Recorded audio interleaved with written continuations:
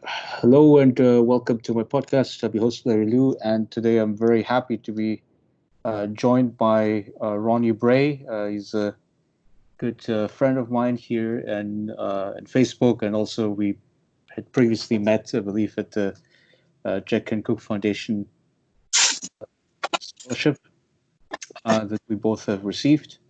Ronnie, thank you for joining me here. Sure. Thank you. My Uh, pleasure. so we wanted to talk about the current political situation, and obviously we have a lot of upsetting situations going on. I mean, we had the pandemic, of course, with COVID. Then we had the police incident, which resulted in mass unrest all over the country. Give me some of your thoughts about what's happening at the moment in the country. Well, I happen to be kind of lucky. I live in it's not really a small town, but I live in the Treasure Coast area of Florida. It's kind of like between Miami and Orlando. So it's not really a big city, but it's not really small either. And there was definitely a lockdown, but there wasn't a lot of cases of COVID. And since I own my own business and I work outside, and most of the time I work by myself, it really hasn't affected me financially. I worked straight through. Um, but mentally, it kind of affects me when I watch the news in the morning, because I see everyone else going crazy. And I have a lot of family in Fort Lauderdale. So I've actually been sending my mother a lot of money, which has been hard on me, but, she took care of me my whole life. But I, s- it's really unfortunate what I think is happening.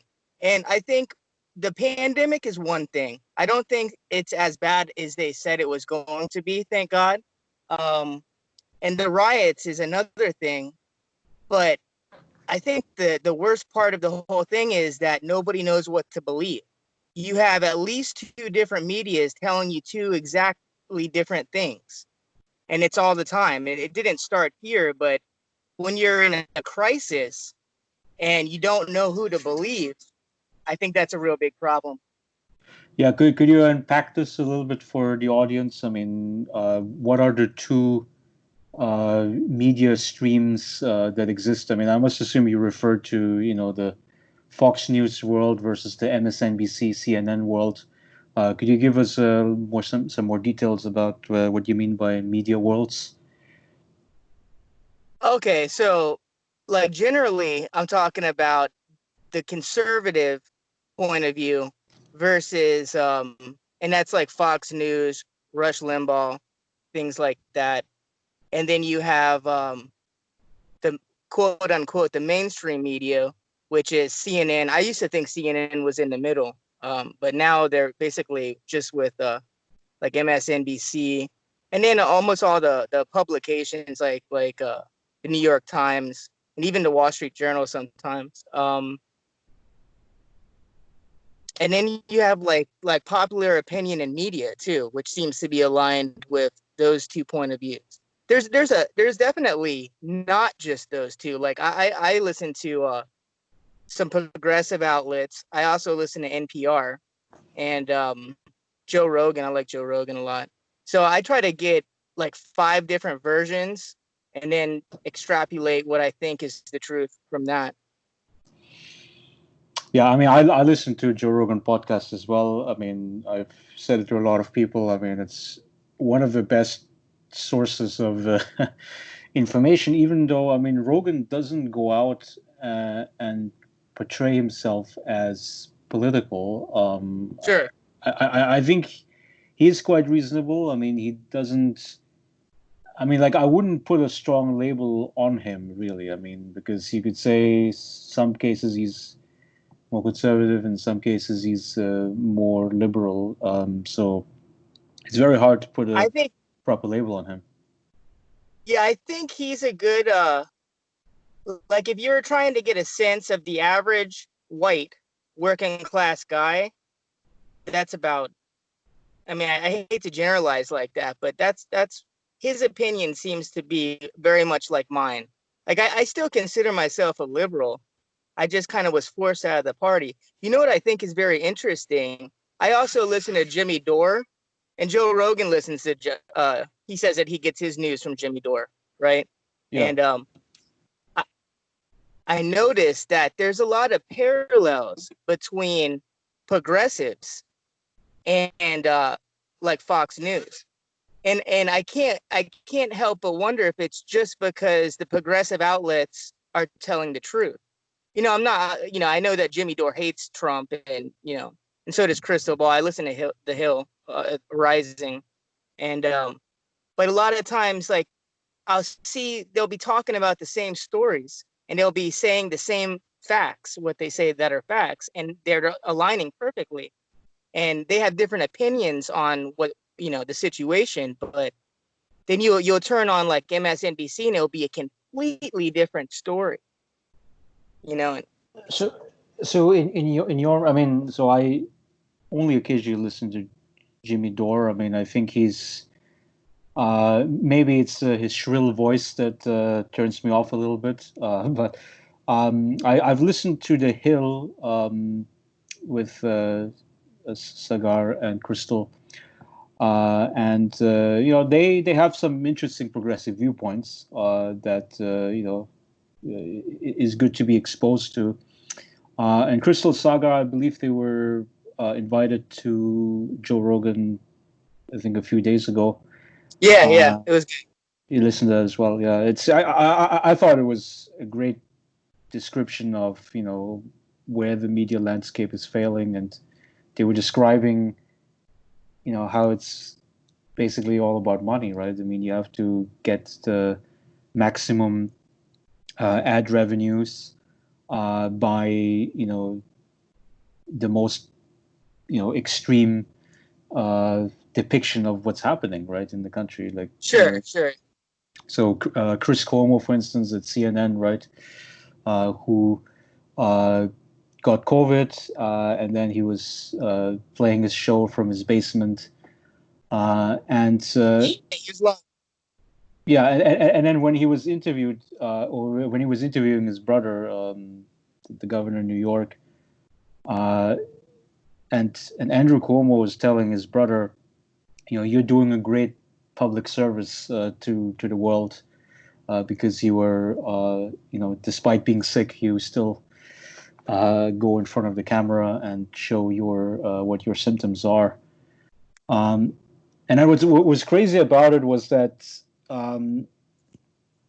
Cuomo actually wasn't that sick, right? But he sort of had to make it appear like he was in very, very poor shape. Just so you can sort of humanize that disease. Yeah, but so that CNN has with the governor Cuomo, and the biggest problem with that interview and all the interviews they've had is that they failed to ask him about the nursing homes, because I'm not saying that he's done a bad job, but in one area where he's failed, it was with nursing homes, because New York has the highest level of nursing home fatalities, and the sick COVID patients, which could have they could have been sent to another location, because there's those two temporary hospitals were made.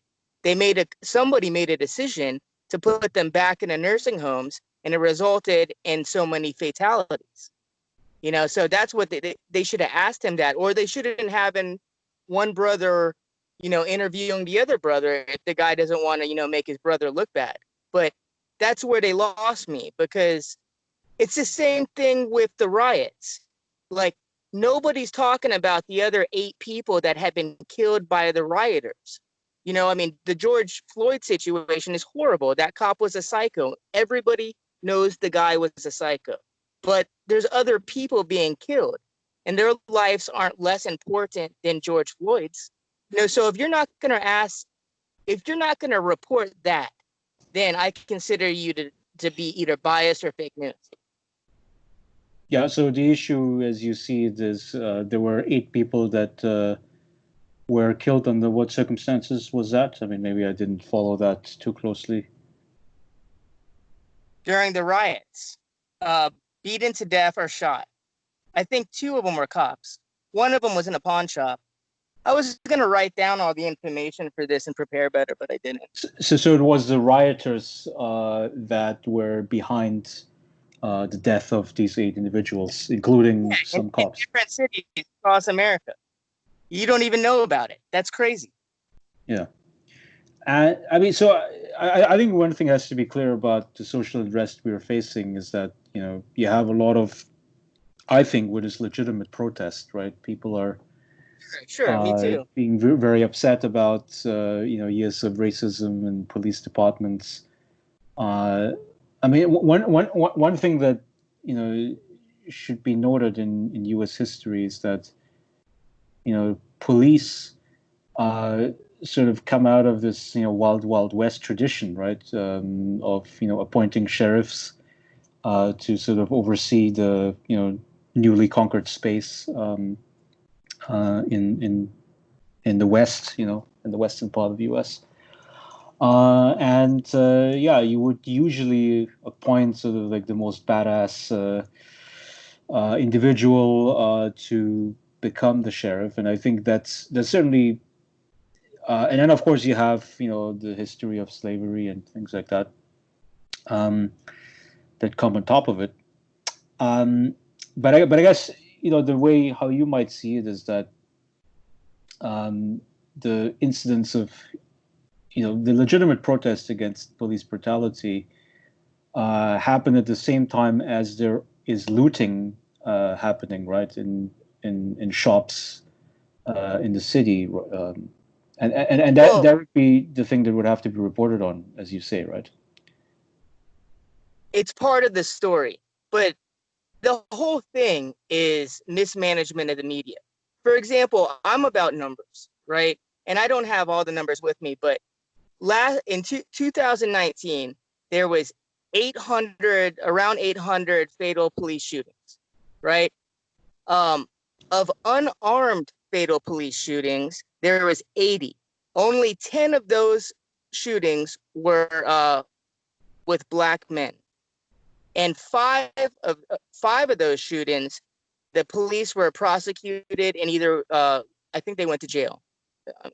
So there was only 5 cases where somebody could possibly have been unlawfully killed.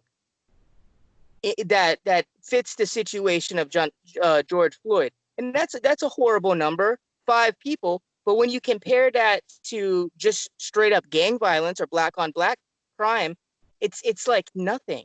It's not even a comparison. It's like it doesn't even exist. So, it's bad. Humans are bad. There's good humans, there's bad humans, there's good cops, there's bad cops. I mean, I grew up in a kind of a rough neighborhood, and the cops that had to go into those neighborhoods, like in Chicago or Fort Lauderdale or Miami, any of the big cities, you need somebody that's tough. You need somebody who is brave, because it's very dangerous. There's been way more cops killed last year than it's not even a comparison. Cops are getting killed more than minorities by cops. Yeah. You know what I mean? Like if you reverse it, like if you comparing cops killing people that don't deserve it compared to cops just being shot for no reason, there's way more. It's happening to more cops. So those are the numbers, and the problem is that everybody believes, like you've been told for the last 20 years at least, that there's systemic racism, and there probably is racism because a lot of people are racist, but I don't know. It feels like it's worse now than it was in the 1990s. I think that the media and the schools, they're creating a narrative, and the narrative has now become reality. So, and maybe right, that's a distinction that has to be made. So, are you saying that the media narrative has gotten worse, or the objective situation for African Americans? they're inflaming it. Yeah, they're inflaming it, just like So the for you, it's the idea narrative that that's most gotten white worse. people are racist. Dude, most white people I don't think are racist, at least not where I've lived. you know, and I had to erase 300 people out of my Facebook because they were claiming that all white people are racist. Yeah, because that's like an undue overgeneralization, which you might say is not helping to really calm the social situation, right? Um, yeah, I mean, I totally get that. There certainly is a lot of attention that goes to uh, the police violence against blacks. Um, but I mean, it's also Yeah, true that true. one thing that, like, if you're not black, I mean, and you and I are not, is for us it's hard to understand to that you know if we are going out in the streets or if we're driving in the car, that we could be stopped by the police, and um, you know black parents oftentimes do have conversations with their children regarding uh, potential police violence in ways that I think other racial groups do not experience that. So I think yeah, I think we do need to have some sensitivity where if you're not black, we might not exactly know how police interactions are happening. Yeah, I understand that, but first of all, so you met me when I was in a good part of my life. I was at a conference, cleaned up. I just won a scholarship. I got my associate's degree, but I was a pretty bad kid. When in Fort Lauderdale, the local police would come to my house every day. I have been beaten by cops like I don't know, at least 5 times before I even turned 18. They used Mhm. to slam me. My wrist would bleed with cuffs, and you know it's because of the way I was. I was a bad kid. I mean, we used to say "fuck the police" and pardon my language, but we used to taunt the police. We used to be breaking into houses. We used to commit crimes. We had arrest records. So Mhm. if if you're driving around with I don't want to sound bad, but if you got music blaring like rap music and you're obviously trying to look hood, you know, then the cops are going to be skeptical. Now, if a cop walks up to a car and the guy doesn't look like thuggish at all and he's just black, then that's a problem. But it's not a problem if the cop is approaching a car where he suspect that like there's weed smoke pouring out the windows, you know? I Mhm. mean, that's exactly what they're trained to do. But because that's why you can't have tint on your car. Because if you walk up to a car that's tinted, the cop can't see if the guy's holding a gun. And so that does happen. Sometimes cops walk up to windows of cars and they get shot and killed. So I don't know, I, man. I mean, do you think that the fact that police are relatively trigger happy, and I say relatively compared to European countries and other developed countries in the world, part of that has to do with the fact that we do have a Second Amendment. I mean, people can and do often carry guns around with them, and so it's much more widespread to have guns among private Well, when citizens. you say trigger happy, what are you talking about? Like, because in a country of 320 million people in 2019, there was only 80 shootings where where the person being shot didn't have a gun. So I don't know. Is that trigger happy? Well, so I didn't look up the statistics, didn't do much research on this, but I mean, Sure, sure. I noticed that I saw recently about like overall shooting. So that's nothing to do with the police now. I mean, it's just shooting deaths total, right? It's always been sort of like fluctuating, but over the last 3 or 4 years, there has been quite a substantial spike of um, you know killings via guns that happened, right? So I mean, these are extreme events, obviously, right? These are deranged individuals who are, carrying, semi-automatic or sometimes even automatic rifles with them, and they kill quite a lot of people. So, and then of course, if you're a cop, knowing that this could happen to you, right, when you have to go to the scene of where a shooting is happening, you're gonna have to take out your own gun, right? As opposed to, like, if the private citizens, like in the UK, for instance, I think it's very rare to own guns among private households. Yeah, It, of it course. oftentimes is, yeah, it oftentimes is the case where the British police themselves, do not carry a gun. I mean, or they might carry, like, maybe a pistol or something, but they're also very rare to trigger it, right? I mean, they got other problems. I mean, they have knife crime, right? That's also a problem, but knife crimes usually don't kill as many people at once. So I think the circumstances of, like, gun and gun culture and how important it is in the U.S. I think also is making police much more likely to apply violence, and use guns themselves, right? Yeah, well, I mean, I hate quoting when I don't know numbers, but I think that Chicago has like a lot of shooting deaths per night. I don't know if it's 20 or what, but it's a lot. And you know, when a cop pulls somebody over, a lot of times they'll have their hand on their gun when they're approaching the car because they have to be ready for that. Mm-hmm. So Right. there's 600,000. I know that's this number. There's 600,000 sworn police officers in America, right? Mm-hmm. So I think it's crazy to not expect there to be some bad apples, like, Mm-hmm. and the cop that killed George Floyd, he had, I think, like 16 or 17 priors of excessive violence complaints against him, where one person died, right? I think a Native American guy died, so that guy should definitely not have been on the force.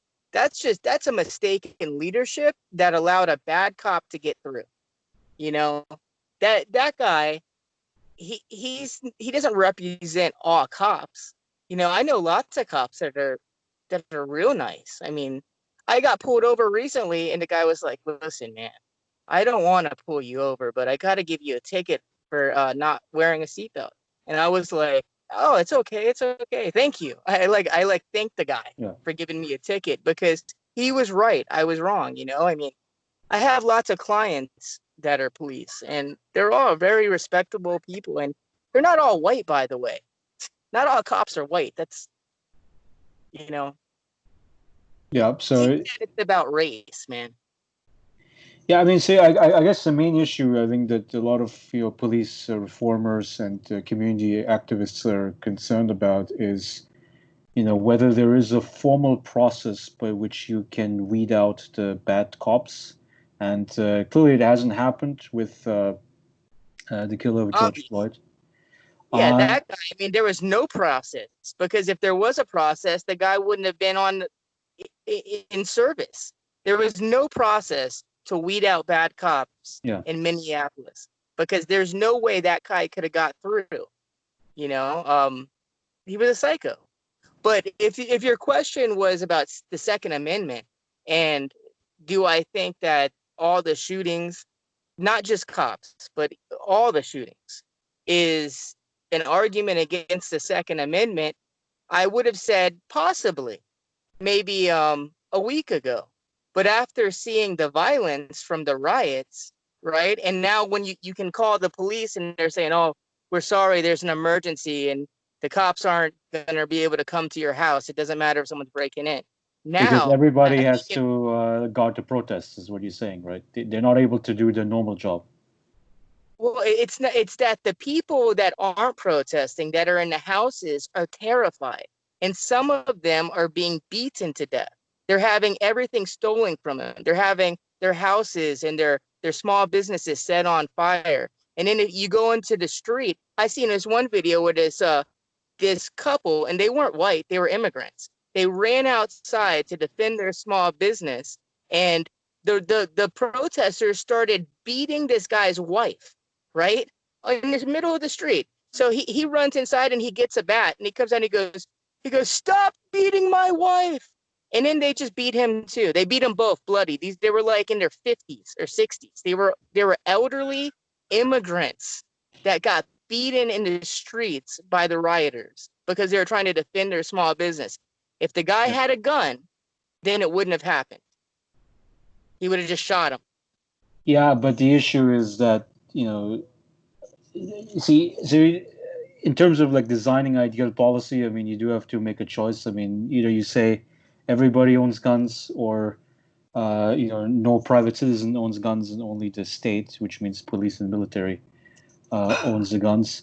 Um, I mean, look, I mean, I understand, like, this is not popular message in the U.S. because, but I grew up in Europe, so I'm gonna, tell you sort of my vantage point, which is that I would be okay with private citizens surrendering guns. I mean, as long as it means more safety for everybody. But I guess you're right that, like, the fact that a lot of people, private citizens, own guns, right, means that, okay, I want to own a gun myself. I want to protect myself. I mean, it's sort of like if you, Ronnie, go up to me, Larry, and say, it's best for your safety if you purchase a gun, right? Keep it in your house, and maybe carry it along with you when you go around unsafe neighborhoods. But it's a I choice. I understand don't. that. Yeah, I understand that sentiment, right? I understand the sort of like one-to-one advice, but of course, I mean, in terms of like from a policy level, I don't think that's I don't think that's a good way of looking at it, right? I think it's necessary to have prudent policy that I think should restrict gun ownership in private hands, especially uh, semi-automatic, automatic rifles, which I think there's What no. what what country do you come from? I grew up in Austria. Austria. Yeah. So now the reason why we have guns is in case we ever, either our government turns bad and tries to suppress the people, will have a way to fight back, or if we're invaded by another country. You know, like if you, I don't know, I don't want to bring up World War II, but Well, I mean, the it second would be option. really, it would be really hard for somebody to conquer America. They might be able to take us in the beginning, like if there was a way to get past our nuclear missile defense system, then possibly. But there would be, keeping America would be even be harder because you would have militias that are armed throughout the entire country. It's because Yeah. of the way we won our freedom. We had to fight for it against England. Right. So with regard to the second option, which is foreign invasion, I'm pretty confident that there will be no country in the world that will contemplate an invasion of the U.S. I think that's the least of my concerns. So with respect to like having a dictatorial regime, which could threaten us, yeah, I mean, I mean, look, I think if the U.S. Military were to be used against its own people, I mean, that would of course be a really terrible precedent. But I mean, actually, that leads us to the next point, which is of course that No, President. this so I don't think that the military is going to be like turned on the American people now. I'm trying to talk about like the origins of the Second Amendment. the reason why it exists. It's because of the way America was founded, and it was to ensure that the republic could be kept. Because I mean, it's we're 200 plus years into it now, right? Now the Second Amendment exists so you can defend yourself, really. Like. Yeah, but I mean, I wouldn't necessarily think that this means safety for me. I mean, in a world where I go out in the streets and I'm clutching tightly to my gun and I'm shivering in fear, I don't necessarily see this as, enlarging my sphere of freedom, right? I mean, my sphere of freedom is only It's like enlarged if you're in your if house I and you feel got safe. kids. Sure, no, I understand, and I don't own a gun. I don't feel comfortable having a gun. I got kids and stuff, but the argument is that if someone breaks into your house and they're gonna like rape your wife and kill you, if you have a gun, you'll have a chance to defend yourself. That's the argument. Yeah, that's the argument, and I think, I mean, there was this one case, I think, during the Columbine shooting, I think it was in Colorado, um, where there were a few people in the school. I mean, those were among the victims. I mean, I'm not talking about the shooters. So among the victims, there were some who had the guns. You know, they carried it, I guess, in their pockets, but they didn't use it because you know, they basically were scared, right? They were hiding just like everybody else has. I didn't know that. I don't think kids should be carrying around guns in their pockets at high school. Well, it wasn't the kids. I think it must be like staff Oh, the members or teacher? something, right? Okay. Either teachers or one of the maybe janitors or whatever. I don't recall exactly, but I think it, and you know one statistic, and don't quote me on this because I didn't check it recently, was that over 90% of the bullets that are fired by a gun in the U.S. Is not for the intended purpose, right? So it's not about killing the robber in your house, or the rapist or whatever. But it is sort of like accidents happen usually, right? People accidentally shoot themselves, whereas you say you have little kids, so kids of course don't know how to deal with guns properly. So it's kind of like accident shooting that sort of happens. And no, I mean you could Sure. Well, say, yeah, concentration I of mean, people. So. right. So if you have like a libertarian spirit, you say, well, I don't care about that because people are responsible for their own behavior. Um, and I mean, I do get that sentiment as well, but I think government policy should be made primarily in the public interest, and even if it means less freedom. But anyway, So my point with what you're saying, and I respect your opinion. I think it's good to have difference in opinions. I'm personally, even though I don't own a gun, I'm pro Second Amendment because I think it's part of being an American is the right to bear arms. But what I don't like about this talking point is that there is no way that America will ever get rid of the Second Amendment, at least not in the foreseeable, I don't think in my lifetime. So when people argue about it from the left and the right, to me, it's almost like a senseless, pointless argument because trying to abolish the Second Amendment is probably one of the only things that could legitimately trigger a civil war. There is no way half of Americans are going to give up their guns. They will fight. yeah. So I mean, And look, I mean, I understand the politics behind that. So I mean, I wouldn't advocate for a repeal of the Second Amendment. yeah, But I would advocate for what's called sensible gun reform. So you would have much stricter background checks. I think you should ban automatic and semi-automatic rifles. yeah. That's the same. Um, I mean, I'm not trying to talk shit, but that's the same talking points I hear. Yeah. Of course, you shouldn't be allowed to own a Uzi or an assault rifle. You know, you shouldn't be able to get the I forget the upgrade that you can turn a regular rifle into an assault rifle. I mean, I hear these things. I've heard them for so long. You know, it's not even. I don't even think it's about the actual policies anymore. It's just another reason for people to argue. You know, like it's you turn on the channel like NPR or Fox News, and every single day people are arguing about the Second Amendment and gun reform. You know, if you look at the numbers, the more conservative cities have less amount of the accidental shootings. All the real, like the people getting killed from guns is happening from illegal guns in the cities, which are democratically run. But again, to me, it's just another. I'm so tired of everybody fighting about things that, you know, it just never ends.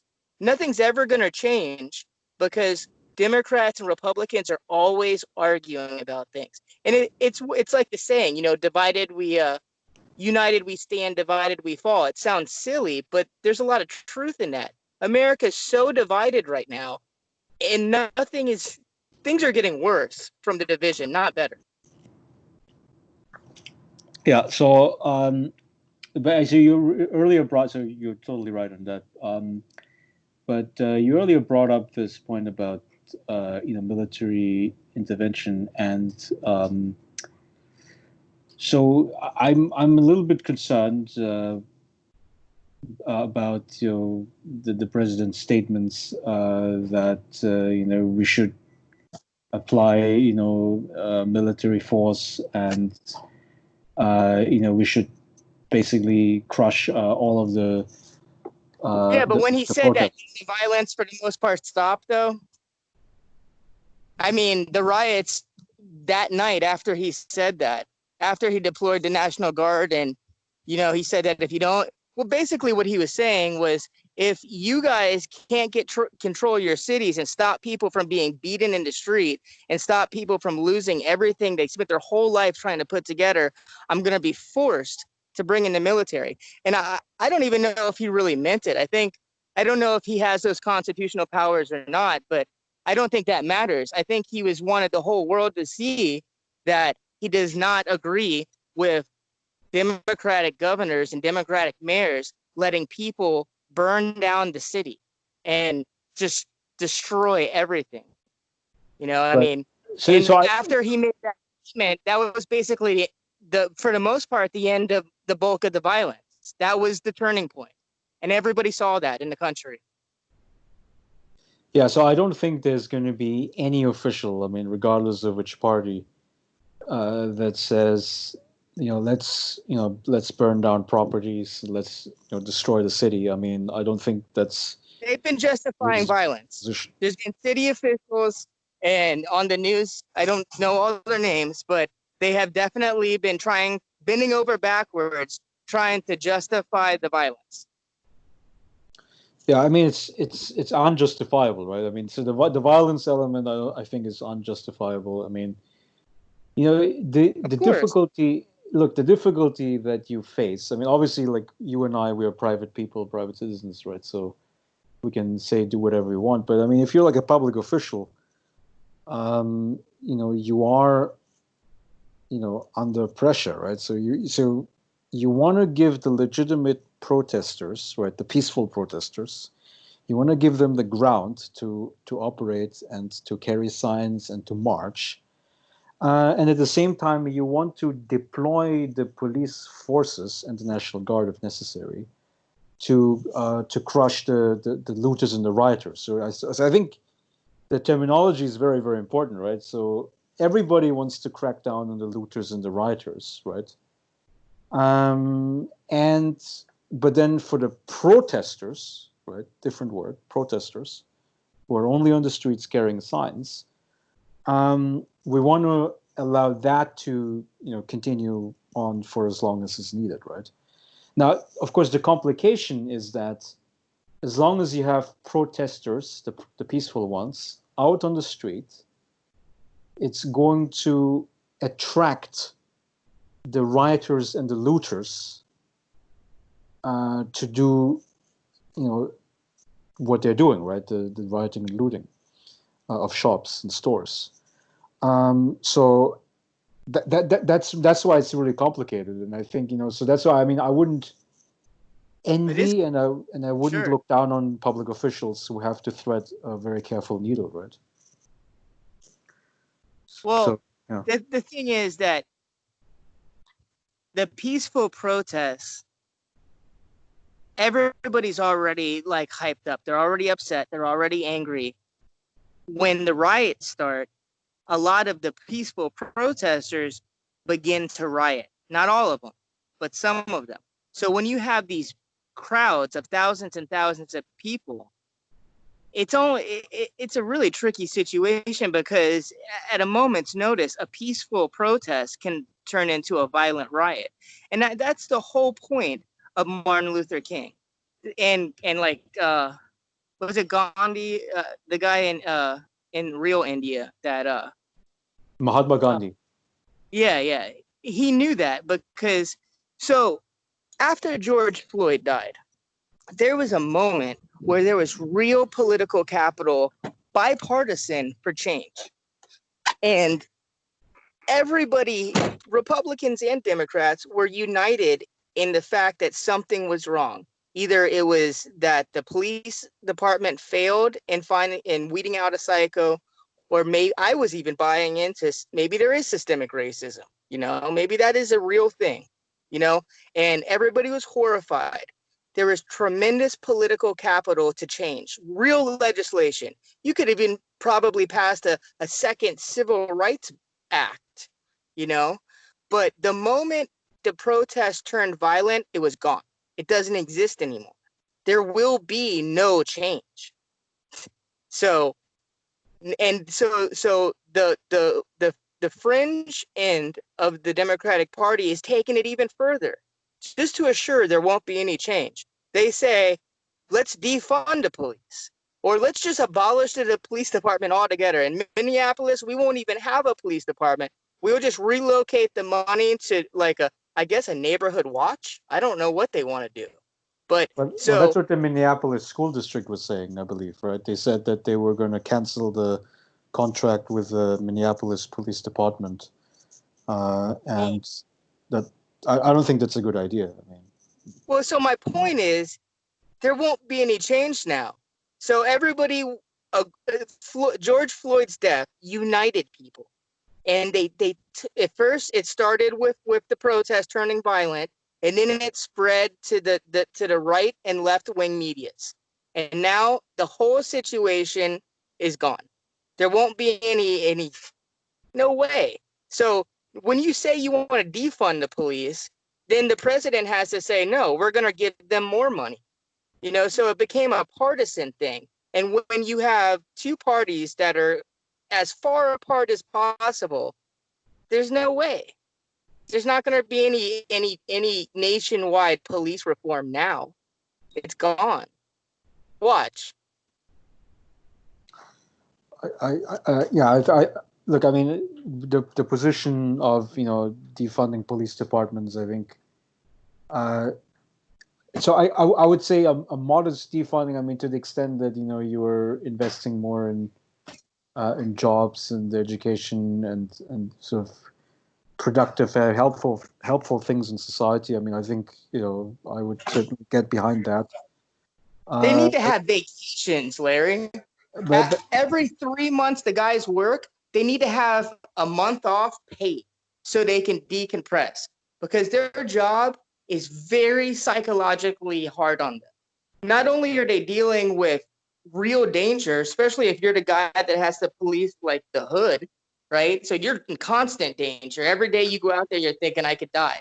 But also, just regular people don't like you now. So we might end up having a problem where people don't even want to be police anymore. So we're not going to have enough police officers. And then they're going to lower the standards, and they're going to let more people in there that don't have any kind of college degree, and they're trying to be police for all the wrong reasons.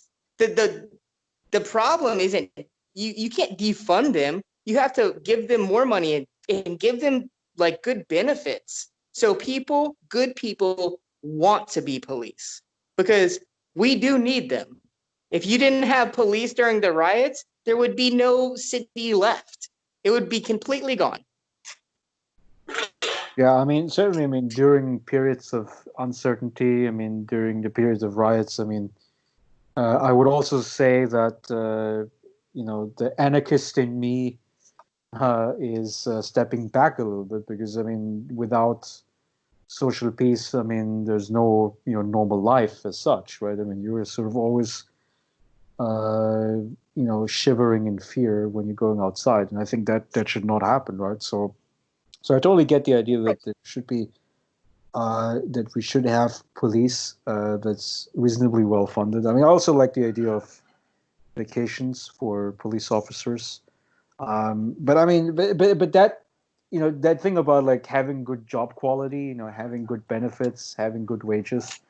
I think that's a universal thing. I mean, I don't think this should just be given to the police. I think what we need is to have a reorientation of American capitalism away from just making money and more towards um, you know let's help the people. I mean, let's make sure that they have good benefits and good wages and good security, right?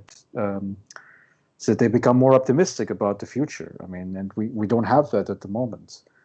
Yeah, I mean, it's really a complex problem. yeah, I mean, I would think, I mean, a big part of why Mr. Trump is in power is because the political establishment, both the Democratic and the Republican parties, uh, do not offer people good solutions. I mean, you cannot just go out and say we're going to do neoliberal politics, right? We're going to, defund social They don't services. care. Yeah, we're going to, ship jobs overseas to other countries. We're going to automate work, but we're not going to give you any good jobs in return. I mean, all you can do is drive Uber and sort of become a gig contractor. And then people are going to become very frustrated, right? Because there's no security in life. And, without a measure of economic security, I mean, you can't really plan ahead. You can't really be optimistic, right? And I think that's a big part of what is behind the Trump election. But yeah, I mean, so what's your diagnosis of where we're at in terms of the political economy in the U.S.? Well, I think that we're at a weird place where you have a lot of late stage capitalism where a lot of people control bulks and bulks of the money, and it's not their fault. You can't blame a corporation for being the way that it is. That's why we have politicians. Our politicians are supposed to put in laws that protect people, so one thing, the whole debate whether we should be capitalist or socialism is the wrong debate. The truth is that we need to use capitalism like every country that has wealth does, and then use capitalism to fund good social programs. So I'm not completely against a UBI. I think that might be a good idea. If I had a UBI, then I could grow my business, but I don't really, I really think that it comes down to our politicians who obviously don't really care. They're more concerned with maintaining their political power and growing their own personal fortunes than they are of actually protecting the American people. It's not one law. It's like hundreds, if not thousands of laws that they have either not passed or have passed that don't do the American people justice. I mean, there's no reason that in a country that either has as much resources as ours or is able to generate as much capital and wealth as ours can't give people universal health care. That's crazy. I like, but that's just one thing, so I am not totally okay. Do you know who Thomas Sowell is? Yeah, he's an economist on the conservative side, right? Yeah, well, he was a Marxist for a long time, and then he switched, right? He's African American, not like that matters. Um, so he said that after 100 years after slavery, oh man, I can't remember the quote, but it was something like in the 1920s, African Americans had like I think 40% or no, it was 80% poverty rate. And then by the 40s, it was down to like 40%. And then they passed the civil rights legislation. I probably have the numbers wrong.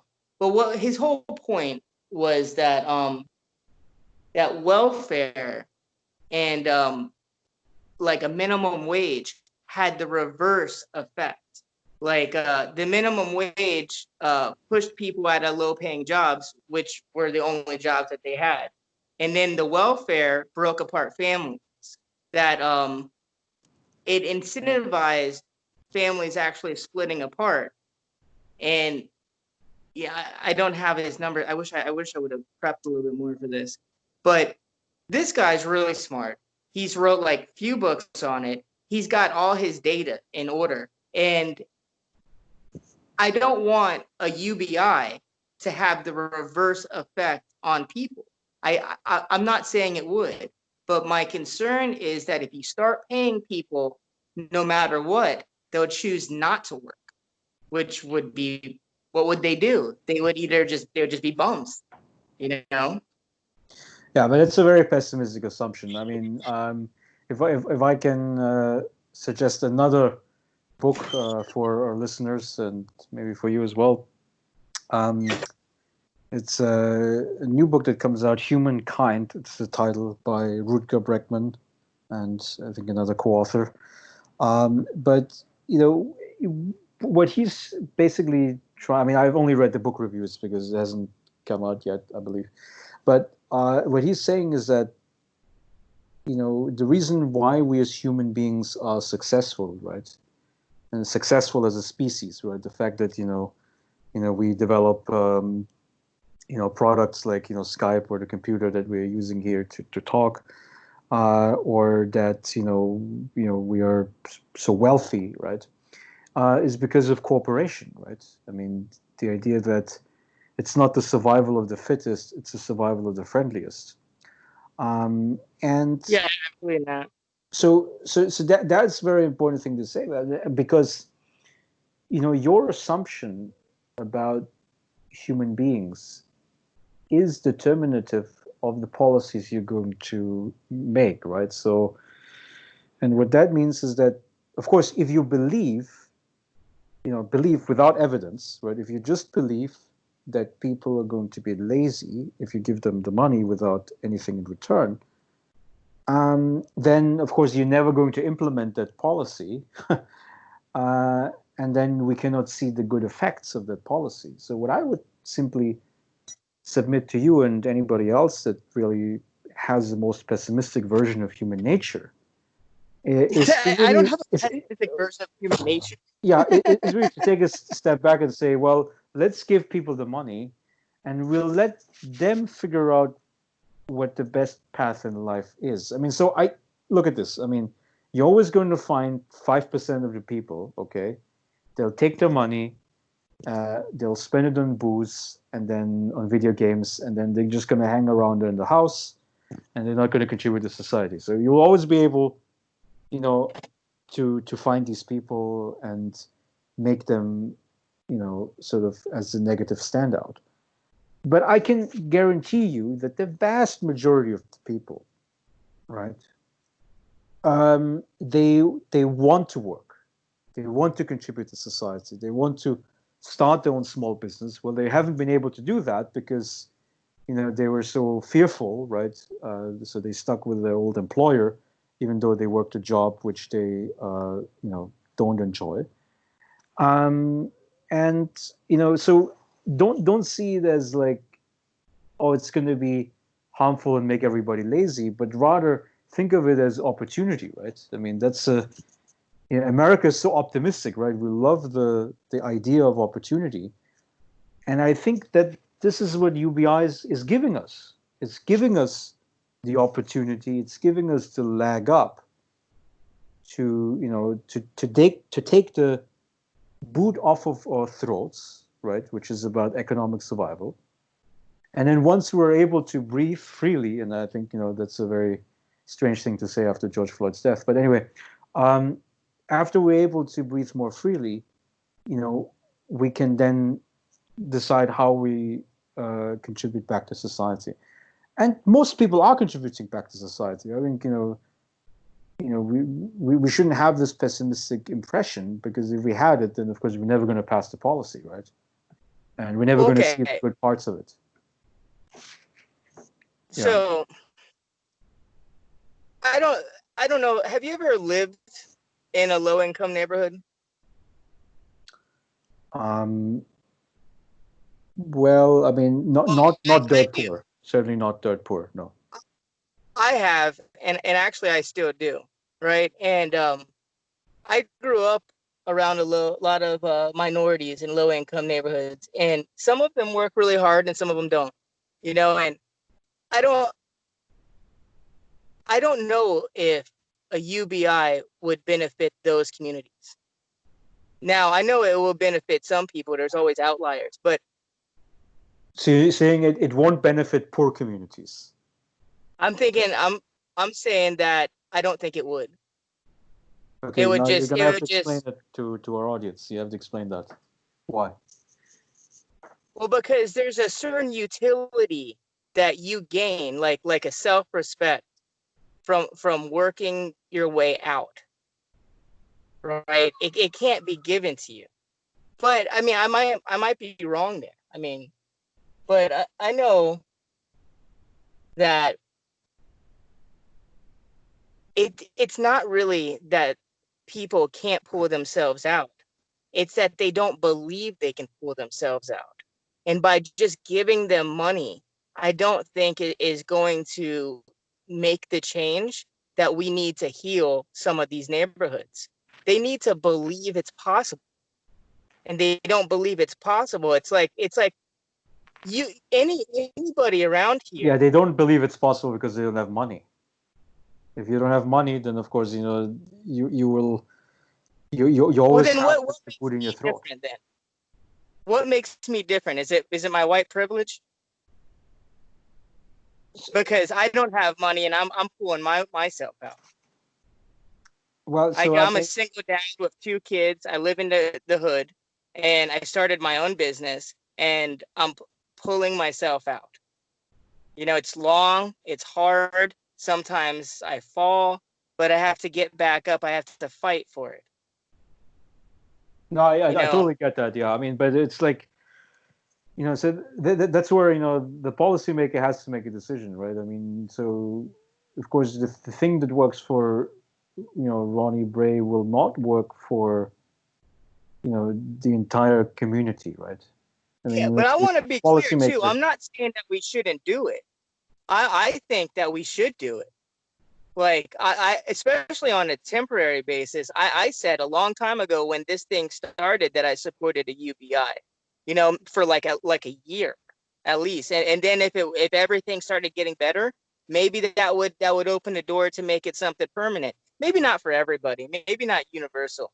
Maybe for everybody that makes under $100,000 a year. I don't know. Because why would you have to give Elon Musk $1,500 a month? Yeah, but Elon Musk is it's gonna be taxed back. I mean, there's gonna be somebody who has to fund the program net. Okay, well that's and of course, I mean the net funders would be they would have to be wealthier. I mean that's the nature. But even like you could say that we're going to do it for 10 years because there is a problem with all the money being at the top and none of the money being at the bottom right now. And I think that's because of the late stage capitalism. But I also think that there should be some no-brainers. Like there should be the universal health care, and there should be some kind of education reform. Like I think that student loans, at least in part, need to be forgiven. But I also think they need to make it so universities don't cost so much money in the first place. I'm not sure about completely free, but it's just another money scheme for people. Like everything has been hijacked by like somebody's interest, but in a country like America, we claim to be the richest country in the world. We should have the best social programs in the world. And we shouldn't call them socialism because then half the country won't vote for them. You call them social programs, and you literally mix capitalism and socialism together to come up with a better system. But our leaders are not willing to do that. But by the way, I mean, about the socialism versus capitalism, I know that there's a lot of confusion with the terms, and if you actually look at generational surveys, right, where you ask millennials, you ask baby boomers and Gen X, etc., and then you sort of look at the term socialism versus capitalism.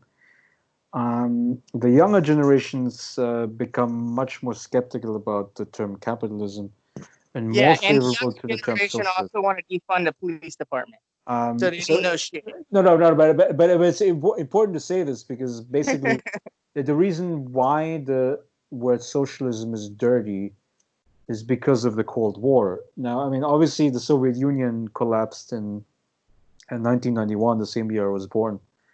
And so anybody who was socialized after the demise of the Soviet Union, I think is less receptive to thinking of the term socialism as something bad. But I mean, look, regardless of what the terminology is, I think what's more important, and I think you raised the right point, is what the policies should be, right?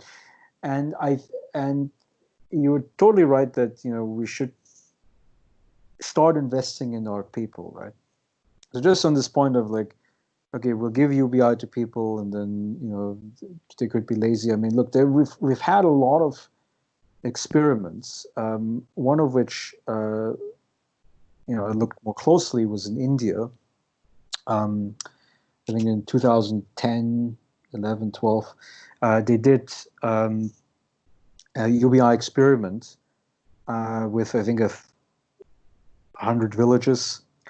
And what they found was that communities that received the basic income grant were much more likely to have positive economic activity happening. And so that includes entrepreneurship, things that you're doing, right? Like starting your own business, using the UBI as a seed funding to do that, to jumpstart your business. If I got UBI, I could build an empire.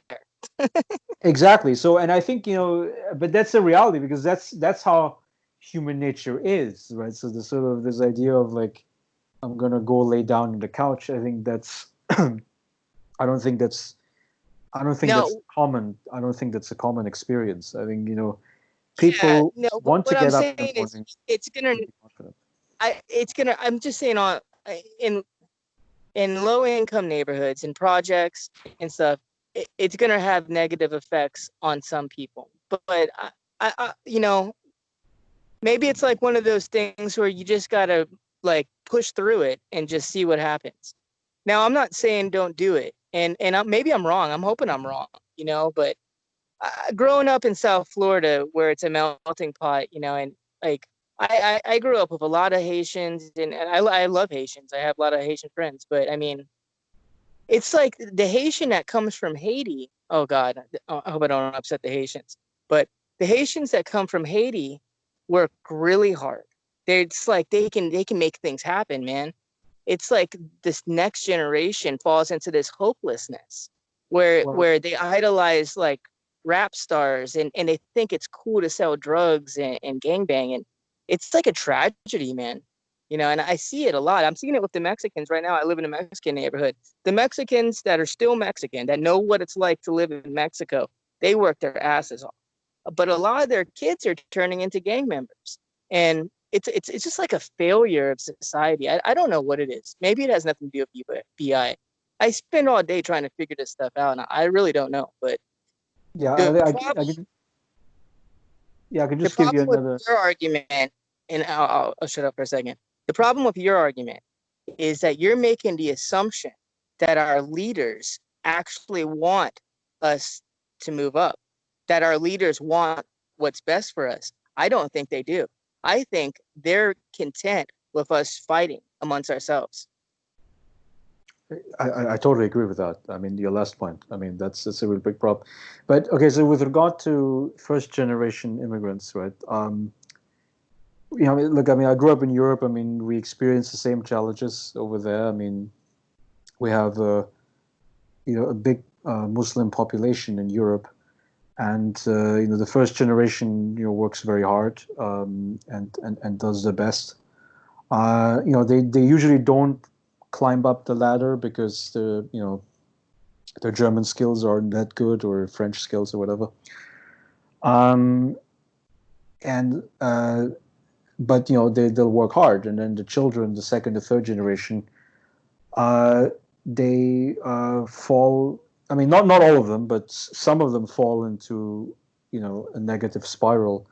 If you look at the people that get recruited to fight in ISIS, which is the terrorist organization in Syria, Iraq, is a lot of them actually are second generation or third generation Muslims in Europe, and yeah, I mean, so there are indeed issues there with second and third generation, and I think the difficulty there comes from the fact of undergoing adversity. Right? It's that. So if you're the immigrant yourself, right? So your childhood was poverty, right? And then you come to the US, and then you see that living standards are higher, even if you work the lowest job, the lowest wage job in the US, you'd still be better off than let's say in Mexico or in Haiti, right? So Yeah. I think I think that's the thing that gives you the motivation, and also the fact that, I mean, we have a lot of Central American refugees, like Honduras and Nicaragua recently, because of the gang violence. Guatemala. Guatemala, exactly. So in those countries, because of the gang violence at home, right? It's very insecure, and then they come to the U.S. Now, I mean, obviously, right now, I mean, we have a social unrest situation too, but during the sort of other periods, the non-corona periods, it's still a lot safer, in a lot of parts of the country, than it is back home. And so I think there's a sense of gratitude that you can build in. Now, if you're second or third generation, I think what happens is that you sort of compare yourself to the native kids, the native white kids, to maybe some Asians, to communities that are doing better than you, and then and the fact that you don't get fully accepted, right? Maybe because of I don't know, cultural traditions being different or whatever. But the fact that that you don't feel that you're accepted, then sort of repels you, and then you go into socially destructive routes, and it is a big concern. But yeah, but I would still say, I mean, it's how would I deal with it in terms of social policy? I mean, you're certainly right. Education is important. You're right. Education sucks, though, right? Well, like public school in America is horrible. yeah, I mean, so there are a lot of issues that we have with public education. I mean, part of it is that that we aren't investing enough, or at least not in the right pockets. Because I mean, No, man, they're getting a lot of money. no, I mean, It's not. well, some school districts do get a lot of money, right? It's if your parents are wealthy, they're gonna be paying a lot of property taxes, and those property taxes support good schools. But if you live in a poor neighborhood, then it might No, be even the or poor whatever. neighborhoods have state-of-the-art schools, brand new schools, and they have big budgets. I don't know exactly what the problem is. I think it's because it's kind of like a government bureaucracy, and they waste money. Like charter schools, right? Charter schools, when you test these kids against the kids in the public schools, they score off the charts. So, and I know we go down to another thing where nobody cares about facts or numbers, where it's like Republicans want charter schools and Democrats want public schools. The data shows that charter schools, you can use the same amount of money and allocate it into private schools, and kids will learn more. And like people always want to talk about Scandinavia. Scandinavia does it. They have a school voucher system, and everybody says they're socialists when they're really not, but they understand it because it's about data. You know, we've tried public schools for what, like 60 years now. It's not working. I'm willing to try UBI. Maybe we should be willing to try charter schools, because these kids are never going to get out of the ghetto if they can't get a real education. Yeah, I mean, I'm a supporter of traditional public schools. I mean, I think it would be important to continue funding them.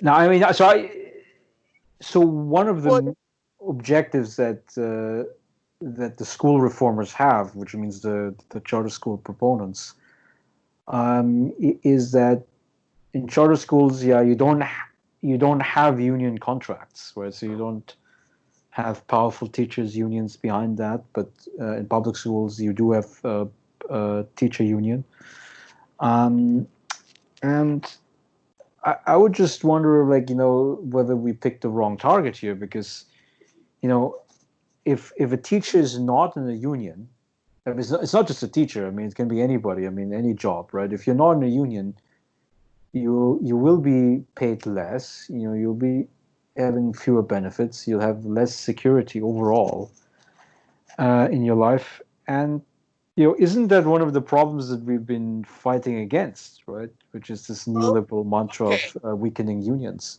All weakening right. the working class. So So I, the reason why we have unions is because employees were being taken advantage of, right? So before there was unions, all these employees at corporations, at factories, at schools, they were all being taken advantage of. So then they formed these unions so they could get the rights they deserve, right? So you had a pendulum, and it was on one side doing the wrong thing, right? Now the pendulum has swung all the way to the other way, where now people have so much protections, they don't actually have to perform as much as they should. so So so so what do you mean by people here? I mean, I think that's very important. I guess. I'm talking about the So, nature so, of it. so you're referring specifically to teacher unions, right? No, I'm talking about all units, all unions. So you have a union because you have a problem, right? And then you fast forward it 30 or 40 years, and the union becomes the problem. It's like we can't find a balance. Now, the argument with the charter schools would be that if you had money that followed each amount of student, like a certain amount of dollars attached to each student, then the public schools, we're not going to get rid of them.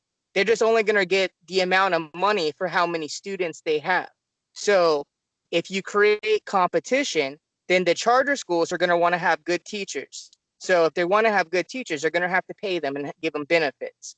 If the public schools want to be able to compete with the charter schools, they're going to have to pay their teachers and have good benefits. It's the competition of capitalism, kinda, in the most basic form. See, the problem with almost all human institutions is that we'll start getting off track and we'll start doing something that's wrong, right? So then we'll try to correct it, and then the solution starts to become the problem. And once the solution becomes the problem, you have to correct it again. Until you get to a point where, I don't know if we ever will, where we don't have problems. I'm not saying unions are bad. Unions are great. And before there was unions, people were being screwed, right? But now, for whatever reason, the public schools are not working properly. And it's possible. And if you it's already been tried in Scandinavia, where they seem to be doing pretty good with it, that if we introduce charter schools and we create this competition between public schools and charter schools, then if they're competing to get the students, then the students are going to benefit, because when you're competing, you're trying your best. I mean, Yeah, so I mean, with the premise of the argument being that, well, the unions have gotten too powerful and strong, and they start to screw everybody with high costs. I mean, I think the only example they hire people that aren't qualified, and they don't teach that good. Yeah, obviously the only example that I have in mind where the unions are really, really overpowerful and they probably push it a little far is the longshoremen, which is the people who work on the ports and are like an important conveyor of global trade, global economy. They get paid basically in the six figures for sitting around pushing a bunch of buttons nowadays because everything is containerized and automated. Yeah, but you can't hire a teacher if they're not a good teacher. Right. So yeah, but if a teacher, they should get fired. Yeah, if you're a teacher and you'll be earning, between say 50 and maybe 75,000, depending on your school district, a year, get paid that much. Well, I mean, you got a middle class salary there. I mean, I wouldn't necessarily want to, You think in a public school that they're making $50,000 to $70,000 a year? Yeah, I think that's what the numbers are. Yeah. Well, I hope so, because they should at least be paying that much. That's a good paying job. If you're making between $50,000 and $70,000 a year, you shouldn't be on your phone on Facebook. You should be teaching math. Yeah. I mean, well, it depends on the school district too. I mean, if you are in, I mean, that's one of the teacher struggles that were happening in across the states. I mean, I don't know which one it was, but like West Virginia and Colorado, right? I mean, where the teachers are getting paid a lot less. I mean, it's probably like 35 or 40K.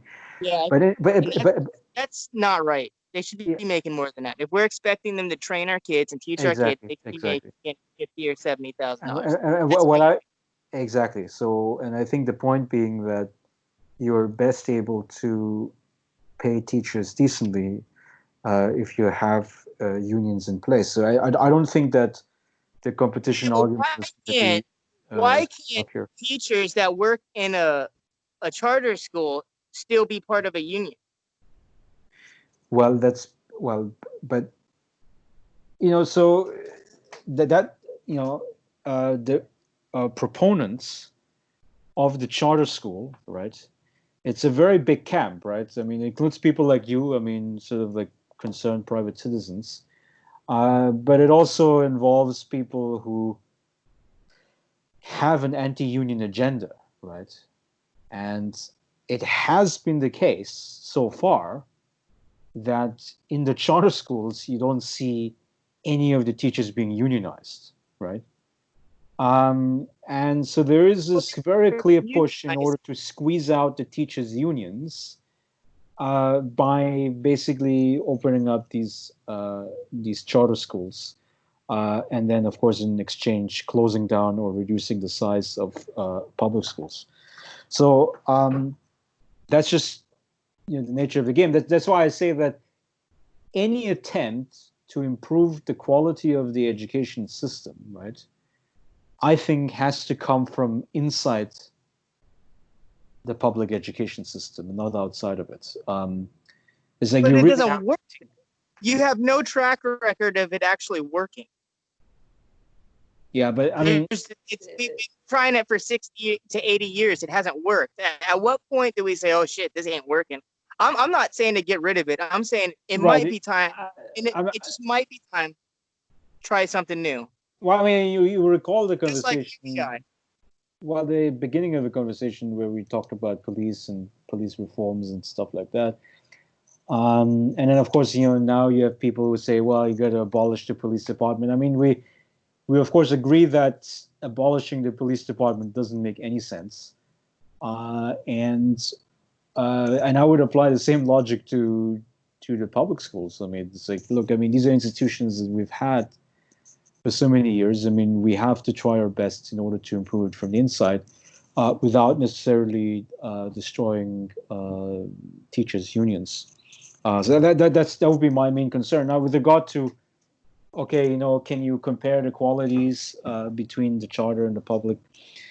I mean, one thing that the charter school can. The parent make the decision though. Yeah, so one thing that the charter schools can do, and they have done it, is they can choose the students that they enroll, right? Now, of course, if you can choose, well, it automatically means that, okay, I'm going to check up on your, let's say, the charter school is a secondary school, right? So I'm going to check your primary school record. And if your primary school record is poor, I'm not going to let you into my charter school, right? So then in those cases, then, well, of course, you're skimming off the cream. And then, of course, the education results is going to be much better than for the average public school where, you cannot reject individual students. So, I mean, but then that doesn't show anything about charter schools being good quality. It just means that they are able to, reject the students that have a poor academic track record. So, if money followed the student, if first of all, some of these kids wouldn't have any academic track record because they'd be starting at grade school, right? But if the money followed the student and the parent got to make the decision, then you would have charter schools popping up all over the place, and they would just fill to capacity, and they would turn people away because they couldn't take anymore. So maybe during the transition, I seriously doubt that you're getting back to the thing where you got to have faith in people, that people are going to do the right thing. If you're really trying to educate people and you're just not trying to have a job, then you're going to take the kids. They would have to pay people to go through and screen everybody. So that would be an additional cost. I mean, it's possible, but I don't know. I think that that's kind of a shaky argument there. Well, so I think an important premise that has to be examined is whether choice is a good thing. And I think the honest answer would have to be it depends, right? So when it comes to selecting shirts or laptops or my favorite hairdresser or whatever else, I think it makes sense to have choice. It makes sense to have a marketplace that's vibrant, that competes. In some realms, however, I think that competition and market doesn't make sense. So public education is part of that, but there's others as well. I mean, like healthcare, for instance. I don't think people should be choosing different healthcare plans with different deductibles because we could basically give everybody government insurance and would have to be the best quality with the lowest price, right? Or the same thing with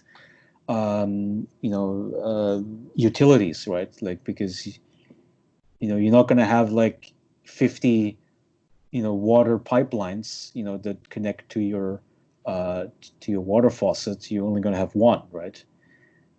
Because there's only one water company. So, I mean, then you don't want to have the water company being privatized, right? So I think with like public education, I mean, I would see it very similarly that I know it's a monopoly of the state, and I know that there are people who by ideology are anti-government, but nobody has said that, we should abolish, fire department or police services, right? Yeah, Or I'm not libraries. saying that we should abolish the public schools. All I'm Yeah. saying is there's got to be a solution.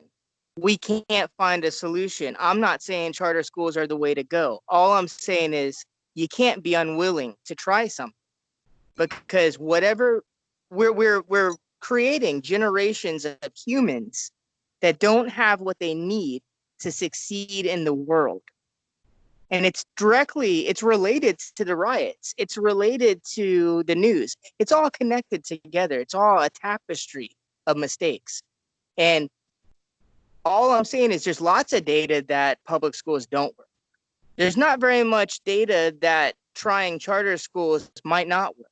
So maybe, you could get some experts together and present something. If I was the president, present me with some proposals, and, we could bring them to Congress. The thing is that nothing ever changes because people aren't making decisions based on data. They're making decisions based on dogma. Yeah, that of course is an issue. That's a perennial concern that we have about the leadership not being interested in us necessarily. But so here's one of my concerns that I have. So I work in higher education, so I'm very my fate is intimately tied to what's happening in the education system, and one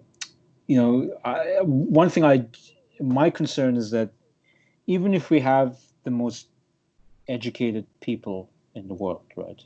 People who have like, math and science and physics and even whatever humanities degrees or any like the top-notch education that you can think of. One thing I'm concerned about is that the structure of the capitalist economy does not create that many high-skilled jobs, right? It's like, of course, every society needs engineers. Every good society needs architects and judges and professors and things like that. But in most societies, we're talking about 10 to 15% of the population, right? It would be covered in these jobs, and you'd still have to figure out, well, where are you going to slot the other, like 85, 90% of the people? And well, so far we've been saying, well, I guess you can do a small business, you can be an Uber driver, or you can cut people's lawn or something. I don't know. There might be some areas where we can slot people in, but it's certainly not the high paid secure occupations that we are prizing. So even with the best efforts of the education system, it's the structure of the capitalist economy which is not very favorable to accommodate most people in well-paying, high-prestige jobs, right? It's the structure of our capitalist country because our politicians have sold us out. Right. So you can maybe explain that a little further. Are you referring to like the trade agreements? Okay. So if I was king of the world or king of the United States, right? We have this awesome opportunity right now to not only bring manufacturing back to America, but we should take China's place as being the leading manufacturers of the world. And you should like this because I incorporated some of your ideas. We should start by building 200 new factories all over the United States. And they should be big factories, and they should largely use robotics, right? So right off the bat, you have all the jobs that would come from constructing these things. Then after the factories were built, I know that robots take the place of workers, but you still need people to build the robots, to maintenance the robots, to clean the factory, to handle shipping. There's still a lot of corporate jobs that would come from it, like management jobs. It could be this whole new industry. And if we could compete, because nobody wants to buy from China anymore. It's not just America. Everybody's mad at China, you know? And why not? Why can't we do that? Why can't we pass legislation and build 200 factories that are full of state-of-the-art robots? There's going to be the people that build the robots. There's going to be the people that write the software. You're going to be upgrading the robots, making them more efficient. It could be a whole new American industry based on providing goods to the world. And all those goods, Larry would say, made in America. Yeah, it's an interesting idea. I mean, there's two little objections that it would have. So, I mean, first, I think the scale of the jobs is very important here, right? So, I think we're going to be needing a bunch of engineers and computer programmers. I think that's the essential labor force in that case. And of course, a bunch of like repair guys. But I don't think it's going to, fill the scale of the population that we have, to fill all the jobs. Tier job. So that's a first tier job. There's right. Also, there's going to be communities around these factories that create second and third tier jobs. It's like mini economies. Yeah, that could very much happen. I mean, we had that with Detroit, right? It was a very vibrant city until, of course, it's not the end all be all. It's just a start. Yeah, of course not. And then the second concern when you say, well, the company can create a lot of managerial positions, like white collar jobs where, you don't have to do sort of the hard labor, but you're, in like air conditioned rooms during the summer and then heated rooms in the winter and stuff. Electricians, plumbers. I mean, to me, actually creating managerial jobs is a disaster. I mean, because there's this book by David Graeber. He talks about bullshit jobs, right? It's basically jobs where people don't feel like they have a purpose, that they make a positive contribution to society. And it's very interesting that like you never will hear a nurse, a doctor, a teacher, or like a physical therapist or whatever say that their job is BS. But almost all the complaints about BS jobs comes from people in managerial positions. They might have to, write a report, and then they might have to present on that report for suggestions that might not get implemented. So it's like that's corporate structure. A lot of that has to do with like OSHA or like standards. Like you have to wear these kind of gloves when you cut that meat, or you gotta sanitize this surface for 30 minutes. So you have a whole slew of managers that are constantly walking around just making sure everybody is doing the right things. Well, that's a useful job, though. I mean, if you're like an OSHA inspector and you make sure that the injury rate is low. Because I was a meat cutter at Publix, and Publix is packed. Publix is a grocery store in Florida and other states too. But there's a whole department. There's like thousands of people that are kind of like managers, but not really. They're just constantly walking around making sure things are done by public standards so you can get through an inspection. Oh no! Okay, well, those are useful jobs. I don't think anybody would get up and say. People don't like their jobs because they're constantly having to tell people what to do, and they don't want to. Yeah, I mean, so there's a lot of like gray zone for sure in there, but but there's also a lot of managerial jobs where you sort of sit in the office and you're not entirely sure what you're doing, and those inefficiencies are sort of built into the sort of corporate capitalist structure. And I mean, look, if your goal is to make sure that everybody gets up early in the morning and then does a 9 to 5, then of course, we should create as many managerial jobs as possible while, the Yeah, I was actual work is mainly, automated. we're getting off subject. I was mainly talking about like logistics, like making sure things are going to the right places, collecting the money, placing the orders, inspecting the orders, because you can't just trust the robots to do everything. You have to make sure shit is running right. And even in robotic factories, like sometimes they make mistakes and then the whole shit falls apart because if one thing is out of place, then I'm not a robotic tech guy, but I imagine you have to have people walking around making sure the robots are functioning properly. You know.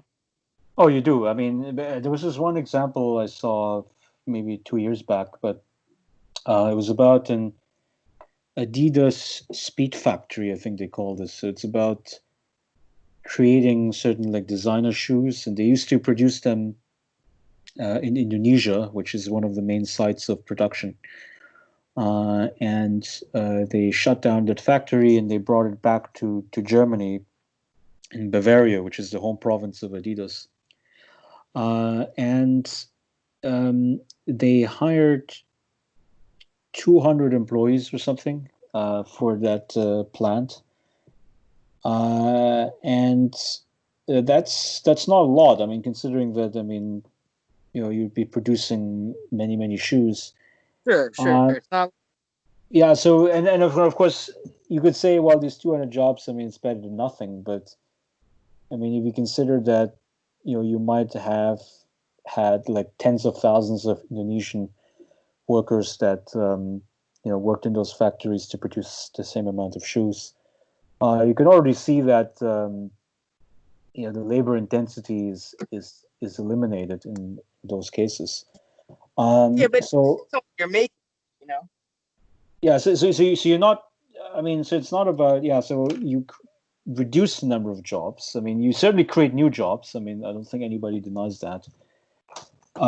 It's just about, the magnitude of the jobs that where the problem is, right? It's not a lot of jobs. Sure. But another thing is too that it's not just about how many jobs that are created directly or indirectly. If America, like these companies, they could be new companies, they could be, I don't know, other companies that adopt it, you're bringing more wealth back into the country, right? And even if, like, it's like maybe the average Joe won't get a job making like $100,000 a year, but we'll be able to afford the UBI. We'll be able to afford the universal health care. We'll be able to afford cheap, affordable, advanced education. Like, and there's a couple of different arguments here. Like, I'm not talking about saving the world. I feel bad for the Chinese people that will lose out, or the Indonesian people that will lose out if these factories come back to America. We we can't save the world if we can't clean up our own house.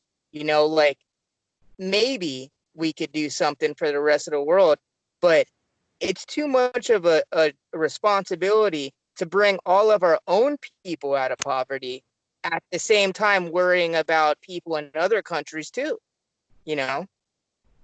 Well, so I mean, my perspective on this is that there's no zero-sum game here. I mean, look, I mean, we have a global capitalist economy. I mean, our GDP per capita, I mean, of course, is very, very high in the Western countries, but but even if you average global GDP over the global population, it's still considerable. I mean, so I think in terms of technical capacity, I mean, we're already at a point where we can feed and sustain everybody, and feed, clothing, and shelter.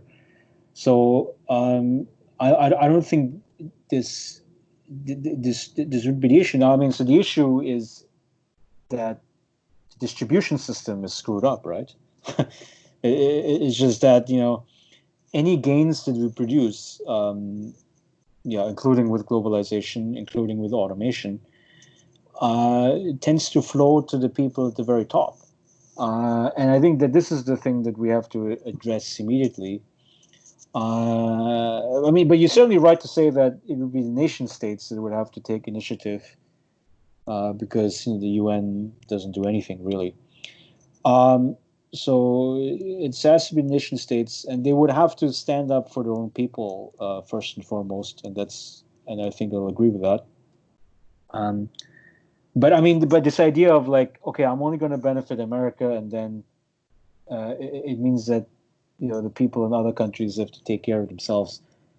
There's a Yeah, correlation between the rise of China's middle class and India's middle class and the decline of the United States middle class. You accept that, right? yeah, that's basically what's been happening. Yeah, that's Yeah. So all globalization I'm of the last saying is 25 years. Yeah. we can't, Larry, we can't take the money from the corporations because then they'll just all leave. The ones that can't leave will obviously just be our victims and we'll take it from them. But the corporations that can leave will leave. We've seen it before. I mean, you don't need an experiment to figure it out. And, if there's going to be a mixture of socialism and capitalism, you can't destroy capitalism. It has to exist. And any country that has any bit of wealth knows that, right? So I'm not trying to say that we should abandon all these other countries. America gives more money to fund other countries. I mean, have you seen the amount of money that we give out? Just it's like I hate to use the word charity, but I mean, we provide half of the food. What is it called? Food donations for the world. Like it's like half of it comes from just the United States. Just like we provided by far the bulk to the World Health Organization. Nobody gives as much money as America to other countries. And I don't want to stop that. But we can't be giving away money and not even to our own people. Like we can't give people UBI if we're running huge deficits, right? I mean, it doesn't even, you could explain it to a kid in middle school. You'd be like, does it make sense to borrow money from him if you're just going to give it to that person over there? The kid would be like, no way. That doesn't make any sense. We have to be able to generate wealth in this country, bring our own people out of poverty. And American poverty is not like poverty in other countries because American poverty still has air conditioning, a car, and a cell phone. But if we want to provide UBI, universal health care, and all these things, right, we can't run huge deficits. It's just all tied together, like, but the stuff that you and me are talking about, if you and me were in charge of the country and, we could do things and make things better. But our politicians, like you said something a few minutes ago. You said something that we have to address immediately right now. What did you say? Okay. Now, I mean, It was about the money being at the top, right? right. I mean, it's about redistribution of income essentially. I mean, Yes, that's yes. and so there are different conflicts that people like to portray that exist. I mean, so some people say it's racial conflict, some people say it's generational conflict, right, where the old people are taking out the young, and then some people say it's global conflict, right, where it's the Chinese eating the American lunch and stuff. And I mean, like my counter argument to that is it's certainly going on those other kinds of conflicts, right? But I think all of these other kinds of conflicts are being dwarfed by the inequality problem, between the what we call the global 1%, In right? So it doesn't. America or in the world? It's a global 1%, because I mean, look at this. I mean, if you're Jack Ma, who's a Chinese citizen, or if you're Jeff Bezos, an American citizen, or you're Quentin Claden, which is the BMW heirs in Germany, who are the richest people over there. So it doesn't really matter like what nationality you are from. I mean, but you are as part of the global elite, the global 1%. Yeah. You're I agree with you're sucking the money out of everybody else in society, and it's that to me is the worst kind of inequality. I mean, much worse than the whatever racial or national or but generational this is a conflict. philosophical debate you're having. I'm trying to figure out what these people that run our country can possibly do. I don't think that we can have income what do you call it? Redistribution Redistribution. of income in America. And I do believe we need it because not only are people quote unquote suffering, but if a small group of people continue to have all the money and all the power, it's only a matter of time before a real revolution begins. If you want to look at historical examples, there's countless. There's no way a king can maintain power if they treat their subjects like shit. And that's what's happening right now. And I know we have a president and a Congress, but really in America and in the rest of the world, basically we just have all powerful kings. Yeah, I mean that's a primordial problem. I mean, there was a good book by a Stanford historian. His name is Walter Scheidel, and he's talking about four factors that explain a decline in income inequality, right? And he says one of them actually is disease, interestingly. So we're in the middle of a pandemic, so it's quite an interesting thing for us to contemplate. And then the other is war, so destruction, political revolution, um, and political disorder, essentially. Um, and I'm not sure whether we are approaching that situation, but I mean, you can imagine that if there's not enough political stability because there's too much inequality, that there's going to be upheaval, as you say. I think it's And pretend. and I mean, we already see some of that. I mean, like because of the pandemic. I mean, like part of the reason why the George Floyd thing exploded now, as opposed to let's say 3 or 4 years ago, because I mean we had police brutality in previous cases, but it didn't go as crazy as now.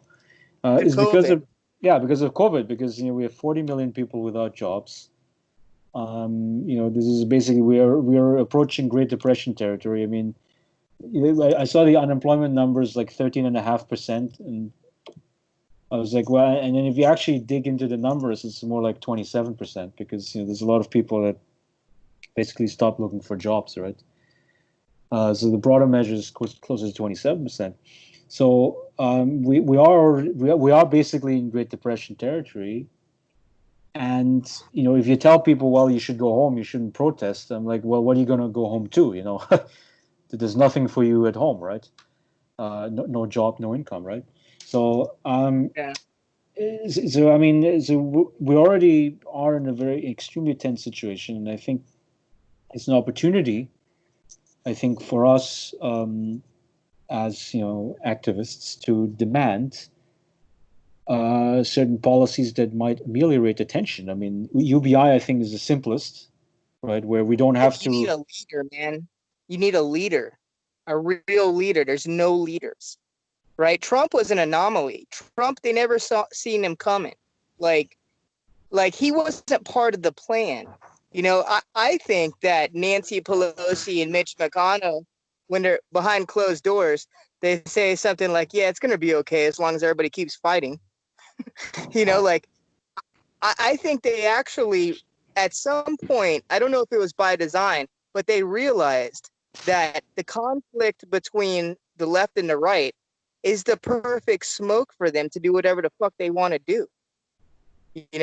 I think Trump threw a wrench in it for a while.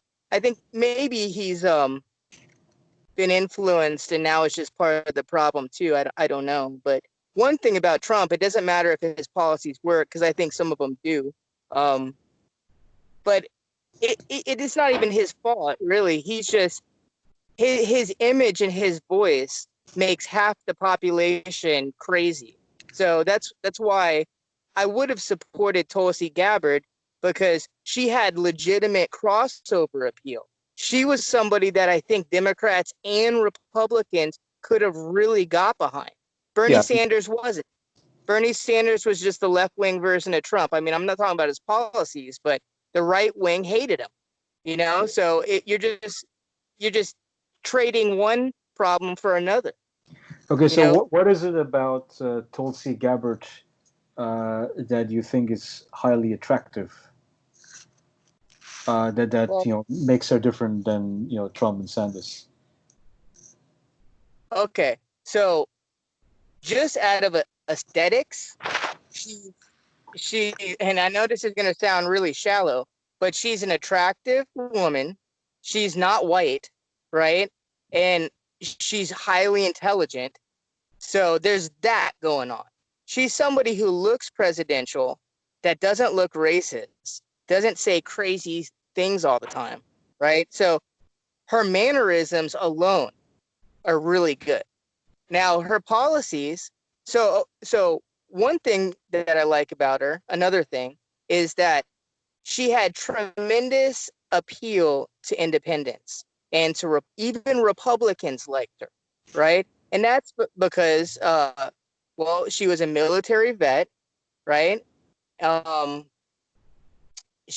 her foreign policy is almost identical to what Trump says his is. The things that he's done don't really reflect exactly what he said that he was going to do. As far as like the Middle East and regime change wars, just the amount of money that we're spending on war is unbelievable. And a lot of Republicans agree with me on that. Like the Republican Party of today does not want to waste money in the Middle East or Africa, like as far as having wars. Like nobody wants to send their kids into a bullshit war that isn't going to change anything, right?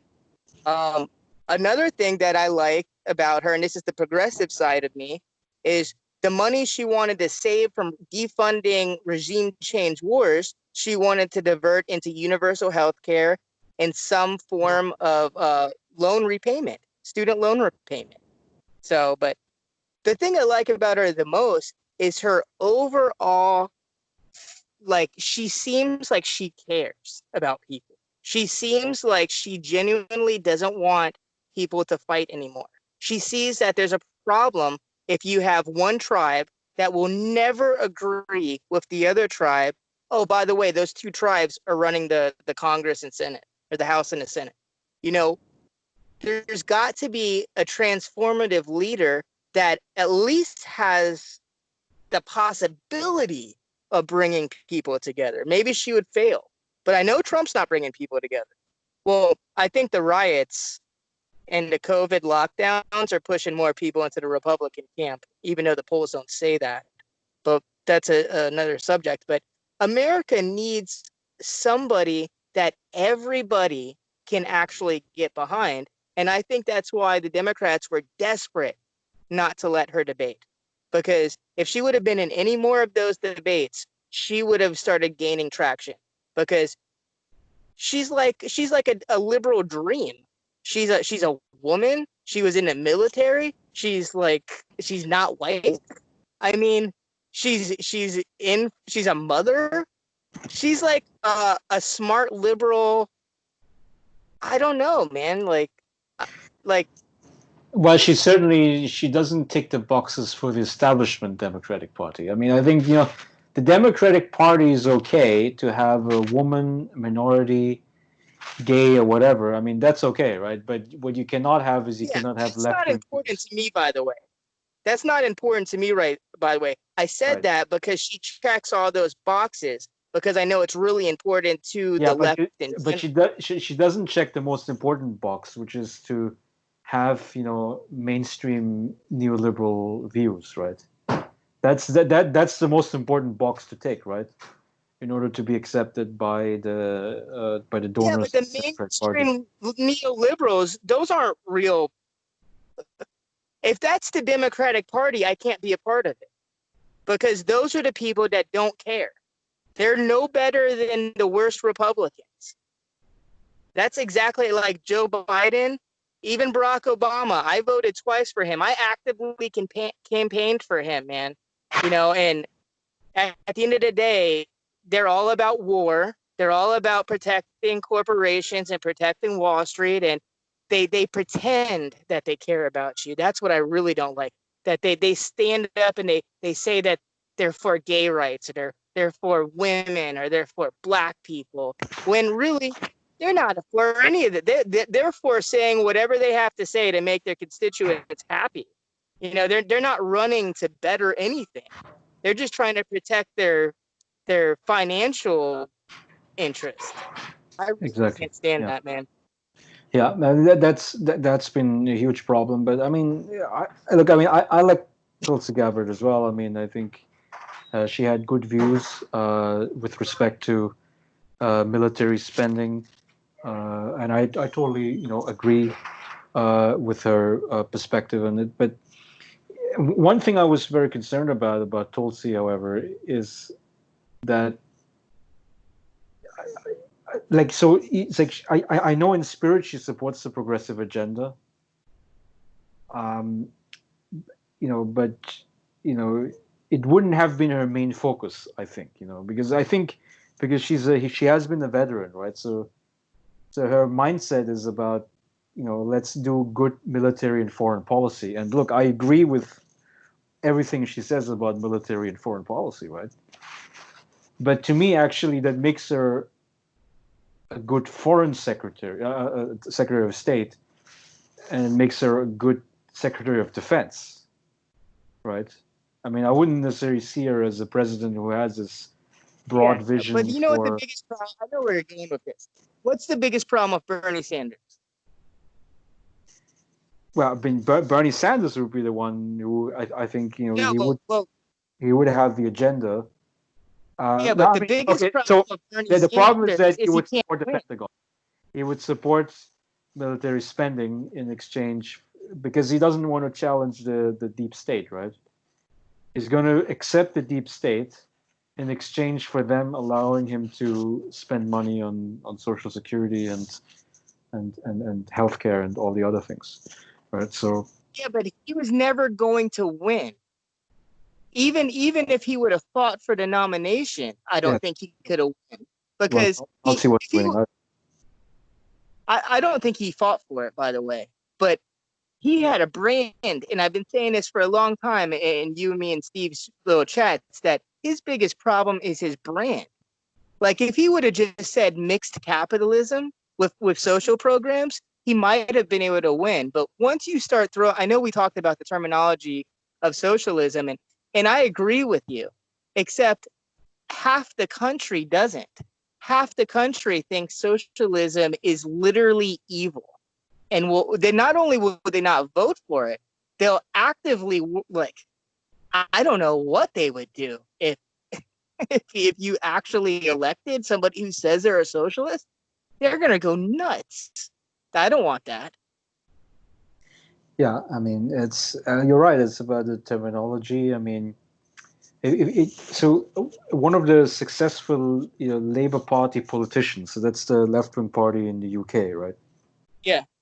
It was Tony Blair, and Tony Blair is basically like a standard neoliberal, right? But he sort of was a standard bearer of the Labour Party, and and people say, well, one of the reasons why he succeeded politically, electorally, was because Rupert Murdoch, who was a very powerful media mogul who also owns Fox News, but he also owns a lot of the British right-wing media.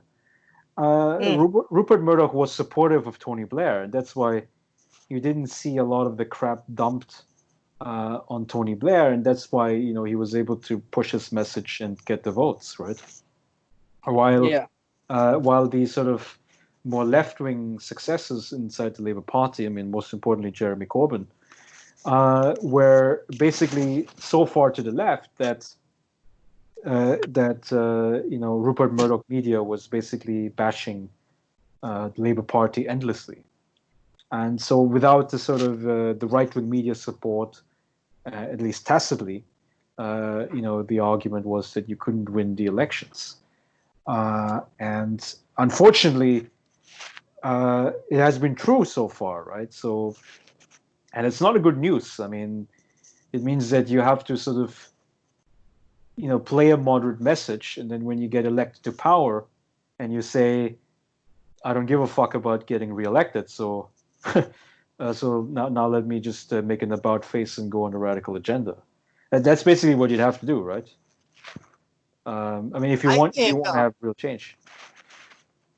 I think, and I know you guys think that I'm crazy, but I think that if Trump gets reelected, which I'm pretty sure he will, I think that he's going to do an amnesty, and I think there's a good chance he's going to have some kind of I don't know if it's going to be completely universal health care, but it's going to be something way better. And my basis on that is, first of all, he's a liberal. Okay, he's always been a liberal. Ivanka's a liberal. Jared Kushner's a liberal. Everybody knows it. It's not a secret. He's done a lot of right-wing stuff because that was his way in. And I think that economically, it was the right call, because before COVID, we were basically in the 1980s again, with as far as jobs and Tax cuts economics. for the rich, basically, right? It's the exact same thing Reagan did, and it it is what it is. But anyways, long term, who knows if it could last? But I think that he sees that if you could bring in one more voter base, whether it's Latinos or progressives, that would solidify the Republican Party as the dominant party, and it would pave the way for his children to become president. Because if he passed universal health care, or if he created an amnesty, and the amnesty would be perfect for the cap on immigration reform, like a real immigration reform bill. Now we got the wall, which who knows if it works or not, but there is a problem with immigration. There needs to be a legitimate pathway to citizenship. And just because these countries are closer than ours, I don't know if that means that they should be able to skip the line. But I don't want to get into that because, but what I'm saying is, politically, he can't talk about it before the election because then he'll lose Republicans. But if he does something after the election in the beginning, then it will let it sink in, because I have a lot of Republican family members. I've always been a Democrat, but I don't know anybody that's a Republican that doesn't agree with universal health care. That to me, I think that has huge bipartisan support. It kind of blows me away that nobody's running on it. Okay, so there's 2 points here. Is Trump a progressive, a hidden progressive? And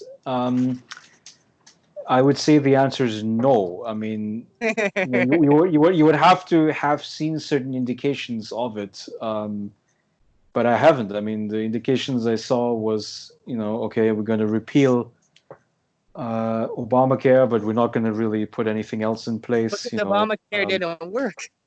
Yeah, because it didn't work. But then also, like, but there wasn't any replacement plan, right? So, and I think that gets to the second point, which is the assumption that Trump is competent, and I think he's not.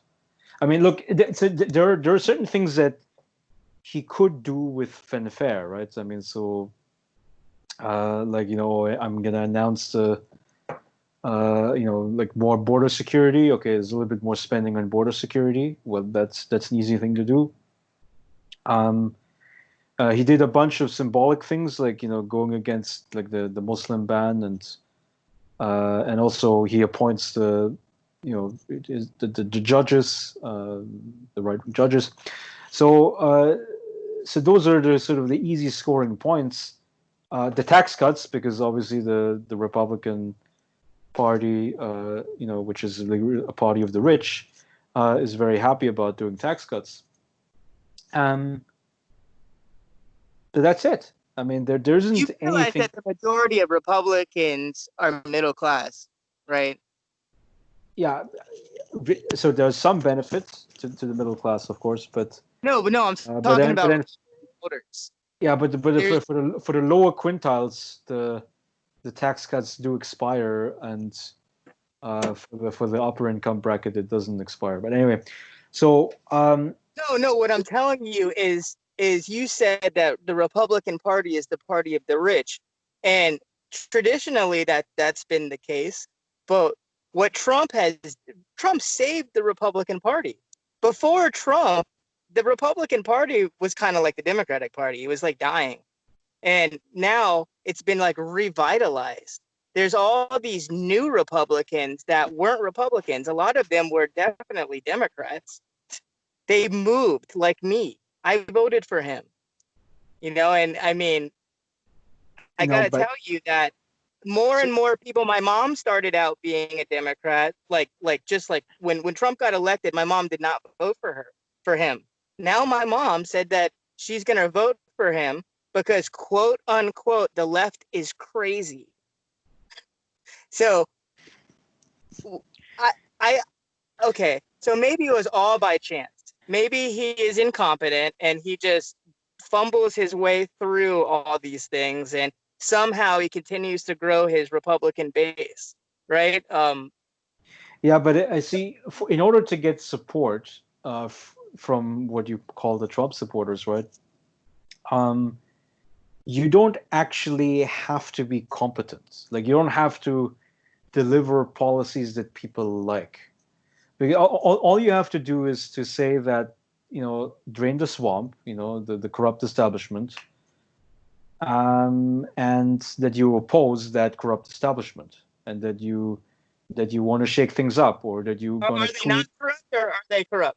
or that you can tweet things that are that going to inflame both sides of the political Yeah, but spectrum, was right? the White House bugged? Like the Trump campaign, I mean, was he bugged? What do you mean by bugged? He said that the that the Hillary campaign has bugged us, and everybody said, "Oh, he's crazy. It's not bugged." Well, they were bugged. They had spies in his campaign. They had spies in after he got in. They falsified documents to try to have him impeached. I mean, everything that he said has actually, in hindsight, has been proven to be true by any legitimate news source. They don't talk about it anymore. It was real. The Yeah, look. the FBI, the CIA, and the NSA were all working to try to undermine his presidency Yeah, and create a scandal that didn't exist. look. I'm not going to defend. I'm not going to defend the deep state. I'm not going to defend Hillary Clinton. I'm not going to defend Joe Biden or any of these other people. Okay, so what we're trying to get at is, what is Competent. required. What is required in order to retain support for Donald Trump? And I think you don't have to be policy competent. You just have to be able to throw grenades. Now, I mean, the issue with throwing grenades is that it's gonna sound good. You're gonna get a lot of retweets. You're even gonna maybe win the election in November. But what I'm concerned about is that you're not going to benefit the country. I mean, like, this is stuff that benefits the country. I mean, even the thing that you raised earlier, Ronnie, is like creating a new manufacturing powerhouse, right? Like creating new Yeah, but jobs, creating new he's the only opportunities. one talking about it. Like that he has been talking about it. In fact, if he wouldn't have started bringing the factories back before this all happened 3 years ago, we wouldn't have been able to handle the crisis as well as we did. And if we would even have more factories, because we're going to have to be able to build all the things that China either can't or won't supply to us anymore. And he called it. Everybody knows that China has been screwing the American people for the last 30 years. Everybody know. I've known it since I was a teenager. Everybody knows it, right? He's the only fucking guy that stood up there and said China has been ripping us off. He's the only one that said it, man. So he might not be like I don't know where he went to school actually, but he can't talk like Obama talks, but his instincts have been pretty accurate. They've been on point with a lot of things. And he said that he was going to get the economy booming, and it started booming. And right now, if I had to pick a guy to fix the recession that we're in right now, I would rather pick the guy that has a proven track record of revitalizing the American economy over a guy that spent 40 years in Washington and didn't do shit. Now, I know you don't want to defend Biden, but it seems like a pretty clear choice. My kids have a better chance of having a good life with Donald Trump rather than Joe Biden. Now, I do want to point out that he was a real estate developer in one of the most vicious cities in the United States that has huge mob elements and also huge unions and Teamsters. A lot of rich people go to New York to try to develop buildings and stuff, and they fail because they can't get through all that. Trump's been dealing with the roughest New York gangster type of people his whole life. So in a weird way, he might be just the guy that could stand toe to toe with the deep state. Yeah, but look, I mean, these are all rhetorical battles, right, against what's called the deep state. And I mean, to me, it's all about what the policies are. And I mean, you're certainly right that, when he was raising this issue of trade issues with China and, standing up for the American interest, that is what got him the election. I mean, I think that's certainly right. But I mean, I can only judge a leader by policy competence, which is about what is it that you're positively able to do in American politics. And what I'm concerned about is that so the pandemic wasn't caused by Trump. I mean, I don't think anybody says that. But I don't think that it's handled particularly well. And then, and also, the aftermath of the pandemic now, which is the social unrest we're facing. I mean, the fact that, we need to have a competent leader who brings people together. I mean, who gives calming speeches.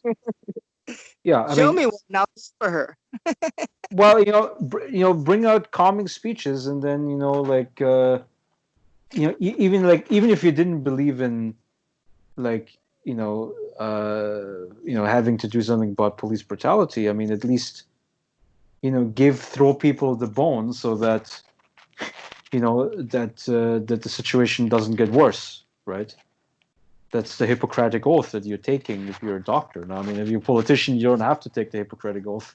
You just do whatever the fuck you want. So that's why, I mean, I'd be very concerned about having a second Trump presidency. I mean, but you wouldn't be concerned about having a Biden presidency? So there's what's he gonna do for us? I mean, there's this predictable evil, and then there's unpredictable evil, right? Yeah, predictable, like he's gonna sell us back out to China. Yeah, and he's gonna continue to screw the American people the whole time, pretending that he's helping you. He's gonna say, "I'm gonna give you stuff." Look, you gotta. So the way I look at it is that Biden is going to be a bad choice for the country. He's going to send us into a depression. But I think he's going to be better for the country than Trump would be. What the progressives would have to do, in my view, is they have to regroup. Let's say if Biden gets in, right? So he's going to have 4 years. In 24, I think the progressive wing has to capture the Democratic Party. Has to basically primary Joe Biden, and then you can start talking about a real progressive agenda. I mean, right now it's really about having 4 years of at least having a competent person, competent Listen, predictable evil, competent if you neoliberal. want the progressives to capture the Democratic Party, if that's your goal, then you need to vote Trump, because there's no unraveling that thing that they got going on there. You have to burn that party to the ground if you want to start over. I'm for a third party, but Steve says that that's impossible. So I'm thinking maybe just let the Democratic lead, because if Trump wins again, a lot of the old Democrats are you're gonna have to admit that they failed, and that will create an opportunity for a progressive to take control. Look, AOC's not even a progressive anymore. She's totally drank the dark side Kool-Aid. Now she calls Nancy Pelosi Mama Bear. Well, I mean, it's like so you have to understand, like, if you get elected as a member of Congress, right? It's not just you who's in the chamber. I mean, right? You're not like a solitary dictator, right? So you're gonna have to arrange with your caucus, which is, let's say, over 200 people, and you want to have your bills passed. And in order to have bills passed, you want to be assigned to the good committees, right? And in order to be assigned to the good committees, Yeah. you All need to that have to bullshit. exactly. You have to do the bullshit. You have to kiss ass with Nancy Pelosi. You have to Steny Hoyer and whatever, all these other people that are in charge. And then lo and behold, you might become, part of the system. You might become part of the establishment. And so I'm not going to fault her for doing that. I mean, I think what has to happen is simply that you have to shift the balance of power altogether inside the Democratic caucus, and the only way how you do that is by increasing the number of progressive candidates and progressive, Congress members. Then you can start seeing a shift around in the congressional leadership. But I mean, look, I mean, I agree. I mean, it's a like we don't have good, competent leaders in either party at the moment. I think that the Republicans are going to take the House, and they might even get the popular vote, and that will be a crushing blow to the Democrats, because the Democrats say that they're the party of the middle class and the party of the poor man and the working man. The poor man, the working man, the middle class are all moving right. And you guys had me worried for a minute, but after these the COVID lockdowns and the riots, so you have extended lockdowns in Democratic cities. You have riots in Democratic cities. You have Democratic leaders saying they want to defund the police. This is going to have major political ramifications on the Democratic Party. I mean, well, I don't believe. Do you still recall the point that Crystal and Saga are making in The Hill, right? Which is that the majority of American people are socially conservative and economically progressive, right? And then, of course, the sort of neoliberal establishment is exactly the other way around, right? It's basically this fiscal conservatism, which is another way of saying austerity for the masses and more money for the 1%, economically, and then socially liberal, right? Which is But the majority of Democratic police. voters or American voters are not progressively extreme. They're not extreme. They believe when you say progressive, that means that they believe in universal health care and free education. That doesn't mean that they believe in that a man is a woman when he says he's a woman, or a woman is a man when he says he's a man. That's a social issues, right? Yeah. So the social conservative. But they definitely don't believe in burning things to the ground. They don't believe in violence because they have children. And now you have a whole bunch of Democrats and their children are coming into their living rooms saying, I can't believe that you don't know that we're racist and we have white privilege. I've seen videos today. These kids were talking about they hate their parents because they think that their parents don't understand that they have white privilege. These parents are going to be horrified. They're going to, not only are they going to not be Democrats anymore, they're going to start calling all their friends and family, say, my daughter doesn't like me anymore. She's been watching too much YouTube, and now she thinks that we're evil because we're white. It's not just one thing. It's a variety of really extreme issues that are starting to really make their ways into these cities, where these just normal white Democrats, which have always supported Democrats, are now starting to say, oh my God, we have a problem. We have a problem now. There's helicopters over the house. They say that there's a curfew because they might burn my house down. I don't even live in the city. I think your analysis is correct. I mean, I can't disagree with that. I mean, it's very scary. I mean, it could mean that. I mean, look. I mean, so the longer the sort of lockdown / protests / riots are going on, right? The more people are going to shift to sort of like law and order, and a candidate who gives them some comfort because he or she says things that that sound good. I mean, which includes Trump's tweets, to be quite honest. I mean, like if you say you got to shoot the looters, right? I mean, emotionally, I think come out, Larry. Wait till you start seeing commercials of old people being beat in the streets and women made to kneel because a guy runs up and says, I need you to kneel down because you have white privilege. And the woman is terrified and she gets on her knees and she recites an oath that she hates herself because she's white. Dude, wait till those commercials come out. The Democrats have fucked themselves. I mean, I can't even believe it. Like, I don't see, when you side against America and back China, how does that get you any political capital? When you say we want to defund the police, how does that make you win an election? These people have a real problem. I really would be amazed if they retained the House. I know the polls say that Trump's losing by like 20 points, but I went to Quinnipiac and I tried to analyze their data, and it's all this demographic information, which is it's really hard. There's no mention of where the poll takes place, right?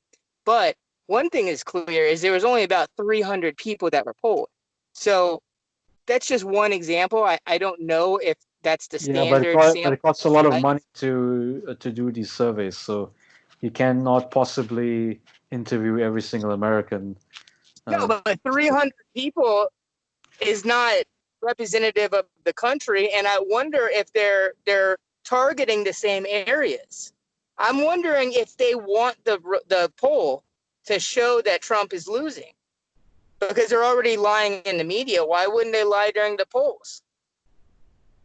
I mean, I don't think that the polls are not kosher. I think the shy Trump voter phenomenon would be more of a concern, which is basically that you ask people whether they like Trump, and then they say, no, I hate Trump, but in reality, they vote for Trump, right? So I think that's really the thing that gives Trump the advantage in the election, but gives him a disadvantage during the poll, right?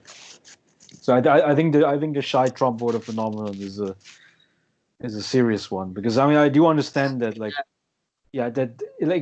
that's what Nixon used to talk about, right, in the 70s, right? He talks about like the silent majority, right, which is the people who were opposed to sort of the crazy hippies taking over the country, the cultural institutions, the media, the education system, and all the rest of it.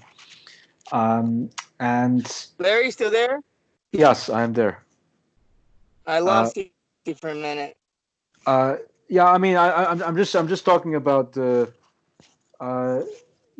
shy Trump voter who basically is not going to admit in the polls that he or she has supported Trump or will vote for Trump.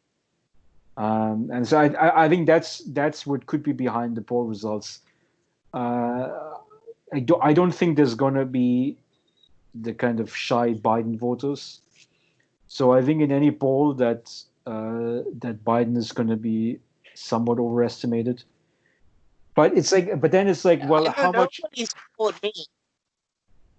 Yeah, but how much is the actual margin of error? I mean, that we can only find out in November, really. I mean, we're Yeah. guessing at the moment. Also, Biden, Steve keeps saying something like, "Oh, I think it's over now," and I'm like, dude, it's still like 5 months away, and there hasn't been a debate yet. I don't think Biden can make it through the debate with Trump. Did you see that video of Trump debating Marco Rubio and Ted Cruz at the same time? He was like slapping them down, and these two are really two intelligent guys that are really skilled at debating. And he Right. was they couldn't make any ground on him. He was And, doing them both at the same time. and he's like, look at my hands. Are these small hands? Yeah.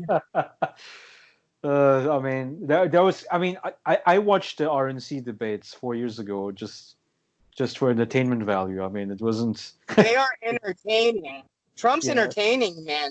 He's funny. Like he sent out these two tweets about Morning Joe Scarborough, about how he's a killer and about that aide that died in his office. And I wish I had it in front of me so I could read it. I mean, the way that Trump mocks Joe Scarborough, I mean, it is hilarious. I mean, it's kind of sad because the girl died, but he basically says that he's a killer and they need to reopen the investigation, but he says it in just such a derogatory way. And that's what triggered that whole Twitter thing, because then the Mika came on and she was going after Twitter, saying Twitter needs to intervene because of how he's slandering Joe Scarborough, and that caused that whole Twitter thing. So, I mean, I first heard about it on Jimmy Dore, and Jimmy Dore was rolling over laughing. Everybody was laughing when he was reading it, because you never hear someone talk like that, man. And I don't think that. I think Biden, he's going to sound like an idiot, and I think he might lose his temper. Yeah, I mean, I think so. We're going to have a debate, obviously, between Biden and Trump, and I think Biden is not going to look good in that debate. It's a fact. I mean, like, so even within the Democratic debates, the DNC debates that happened, right, where they sort of didn't attack Joe Biden that harshly, I think. At all. Right. I mean, and also, I mean, he's, because he's like Uncle Joe. I mean, he's part of the Democratic establishment, so you're not going to attack him on that. I mean, maybe the most serious debate was the last one with Bernie Sanders, but of course, that was it, right? I mean, he dropped out after that. And yeah, so because Trump, I mean, like, he clearly, I mean, I wouldn't say that he's a good debater, but I think he's a good entertainer. I think that's the correct description, right? Where, as you say, I mean, he says things that are funny. I mean, he was the head of The Apprentice show for like for over 12 years or so, and and he's gonna be able to strike against Joe Biden, and Joe Biden would have to play a serious response, which is not appropriate if you debate an entertainer, right? So he's not quick enough. He's not quick-witted enough. Like Trump, I mean, I know you don't think he's a smart guy, but he's quick. He knows right how to hone into your weakness. He exposes it. Like weird shit. Like Marco Rubio was sweating. He honed right in on that. He grabbed his water bottle. He said, "Look at me, I'm Marco." He started flinging water all over the place because he was saying that Marco, when he gets nervous, he's sweating. Like, it's weird. He's got like a laser focus on whatever's going to piss you off the most. Yeah, I mean, and so that's the element where come November, I am quite concerned that Trump will get reelected, and um, I look. I mean, I'm also concerned that okay, so in 4 years from now, 2024, the second term expires. Is he gonna obey the Constitution and step down after 2 terms? Of course he is. What do you? I think that we're lucky that he's still running. Because why? What else does he have to do? He's already filthy rich. See, that's another thing, Larry.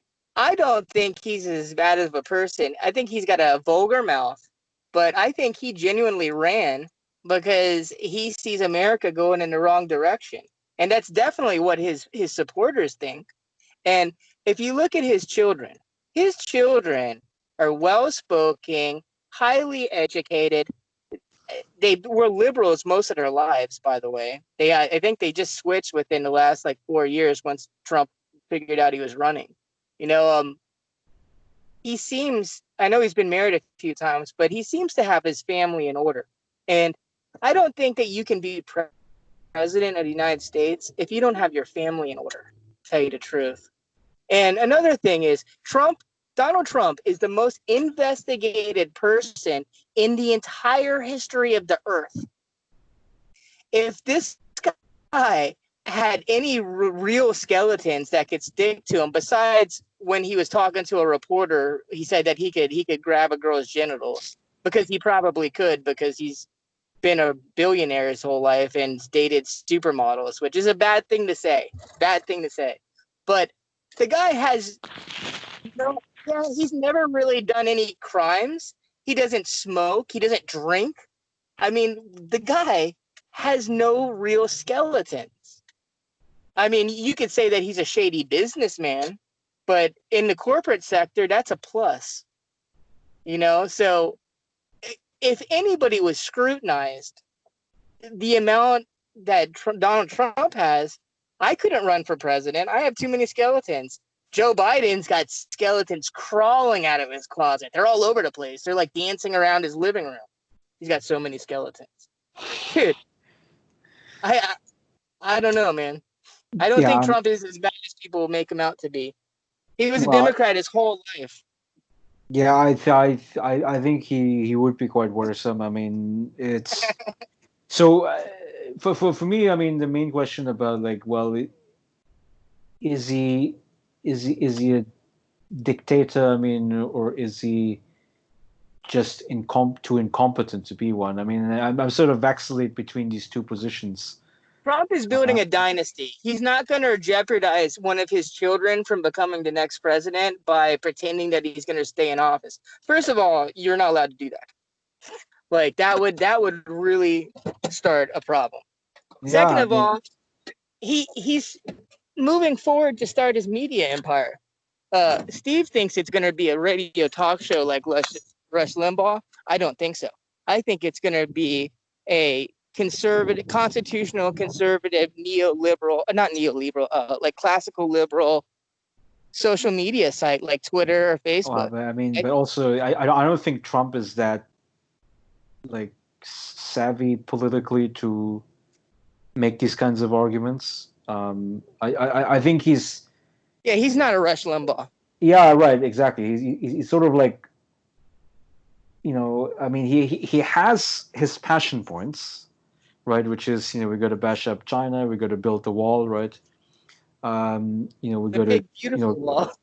we got to create whatever the manufacturing enterprises. I mean, so yeah, he has a bunch of his bullet points, and he sort of works them down. But I don't think like he has the gravitas, the intellectual gravitas to sort of make a coherent like podcast or a radio show or any of these other format.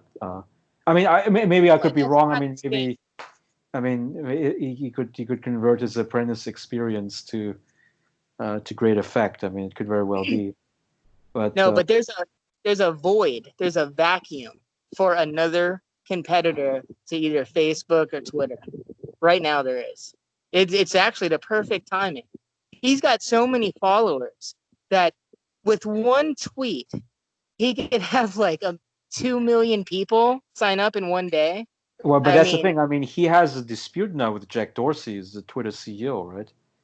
yeah, Because yeah. Dorsey wouldn't let him, say inciting things, and of course Facebook doesn't care, right? Because Facebook is more Well, spineless. it's the thing is that you're not allowed to regulate one camp and not regulate the other. You're not allowed to let the Russia hoax go on, and you're not allowed to not check the left but then check the right. So what he's saying is if they're going to be fact checkers, then they're going to regulate them like a media company. So, and he did it. He signed it into law. Like he announced it one day and then signed it into law the next day.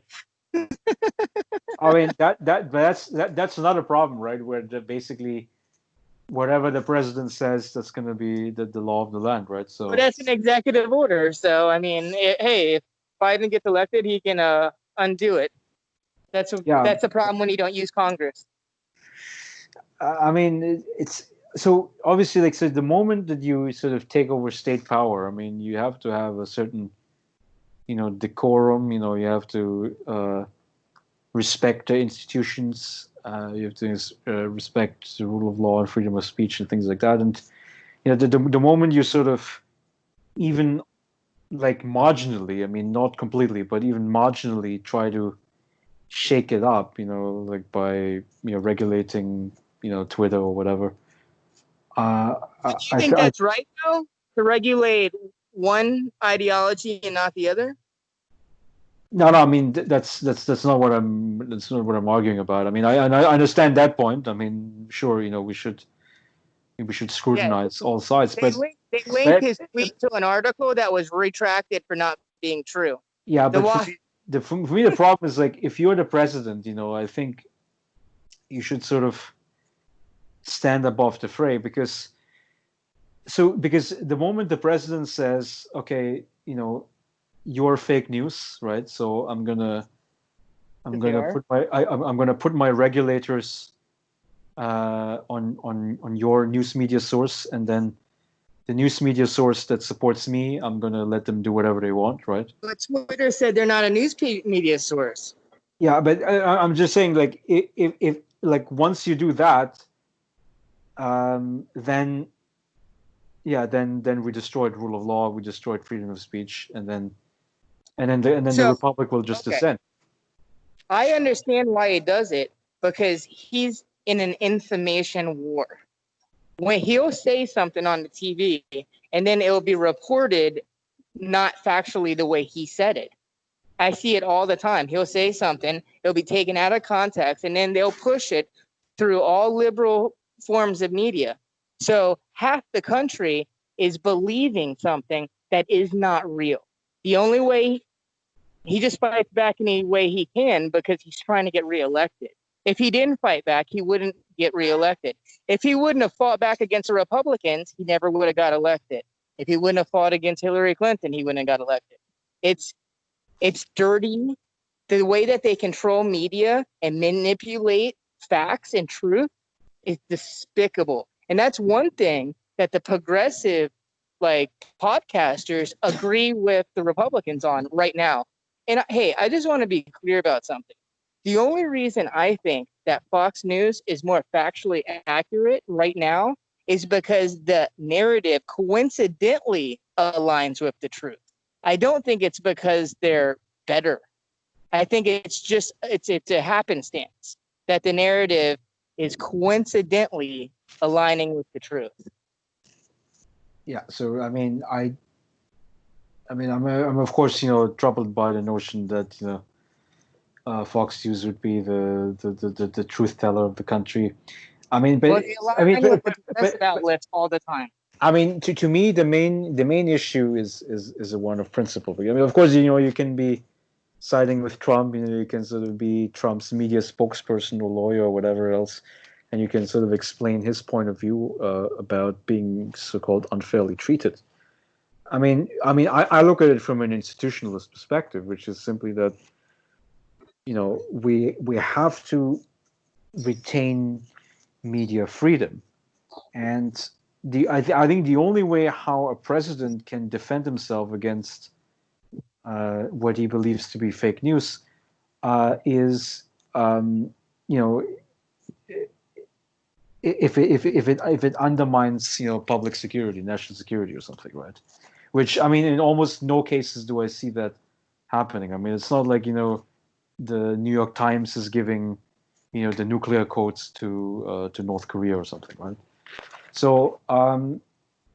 If the I news don't is think. lying to the population, and the population is making decisions based on that news, such as rioting, then that undermines national security.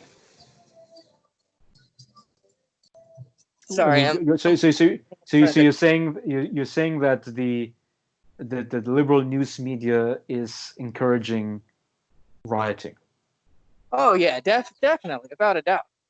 I don't take that view. I think they're encouraging the protesting, right? Now the problem. They actually, I've heard them say on CNN that these people have a right to violence. That they are not differentiating between the violence and the rioting. Not all the time. Sometimes they do. Not all the time. The protests and the riots, you mean? Well, I think the news media, most of the news media, they are making the distinction, and it should be made. I don't think so. I don't think anybody says, "Hey, if my neighborhood shops are burning down, I'm really happy about it." Yeah, I'm really happy about having to travel, 2 or 3 miles out of town in order to get my groceries because my shop next door burned down, right? It's like I don't think anybody, gleefully looks at that, right?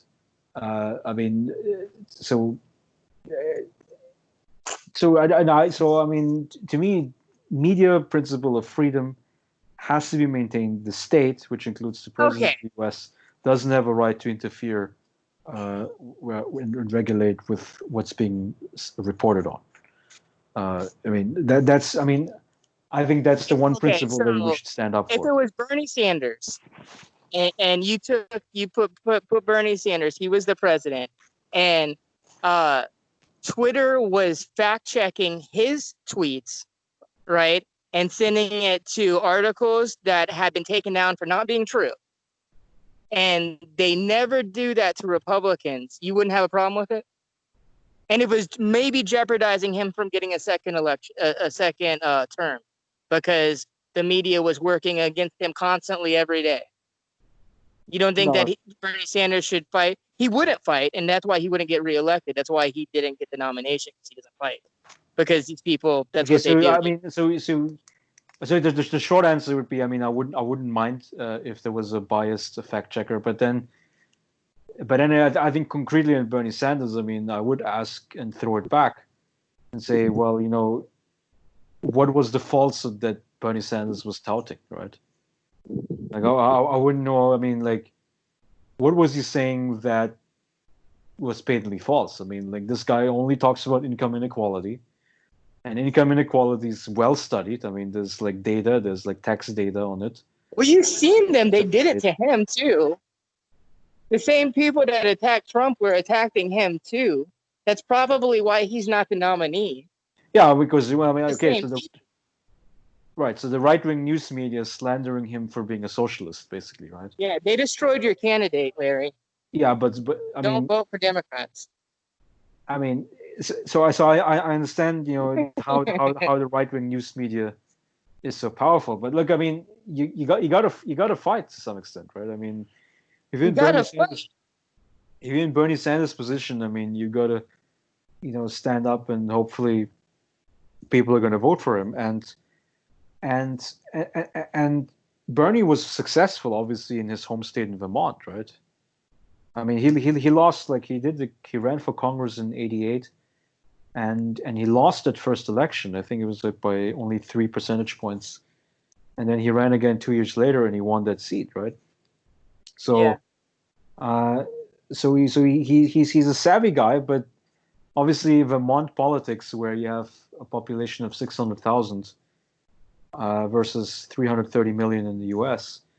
I think there's a magnitude, order much larger where, he wasn't able to convince every nook and cranny in the country, which is too bad for him.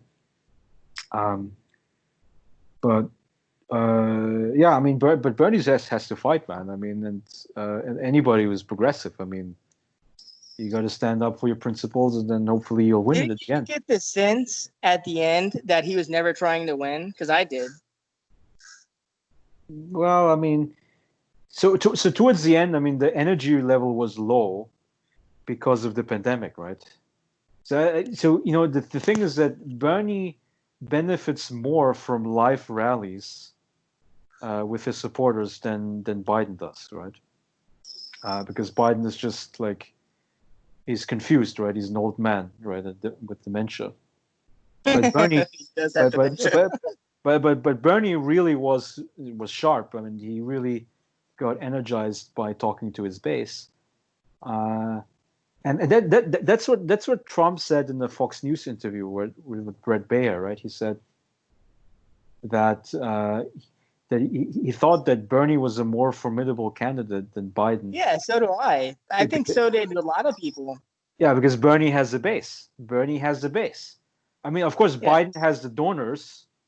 I mean, the donors and then the middle class professionals, right? But that's maybe like 10-15% of the population, right? Yeah. So, and Bernie would have fought for, the battleground states, right? Pennsylvania, Michigan, Florida, right? I guess you're in a battleground state, right? So, it's like Hillary had no chance, right? And, Biden has a maybe 50-50 chance, maybe slightly less than that, right? And I think Bernie would have the chance to really destroy Trump in the battleground states. If Biden wants to win, then he needs to pick Nina Turner as his running. Nina Turner was Ohio congresswoman or something. She was the number 2 for Bernie Sanders. She was his campaign manager. Right. She's a black woman, but she is Bernie Sanders. She's a more real version of Bernie Sanders because, like,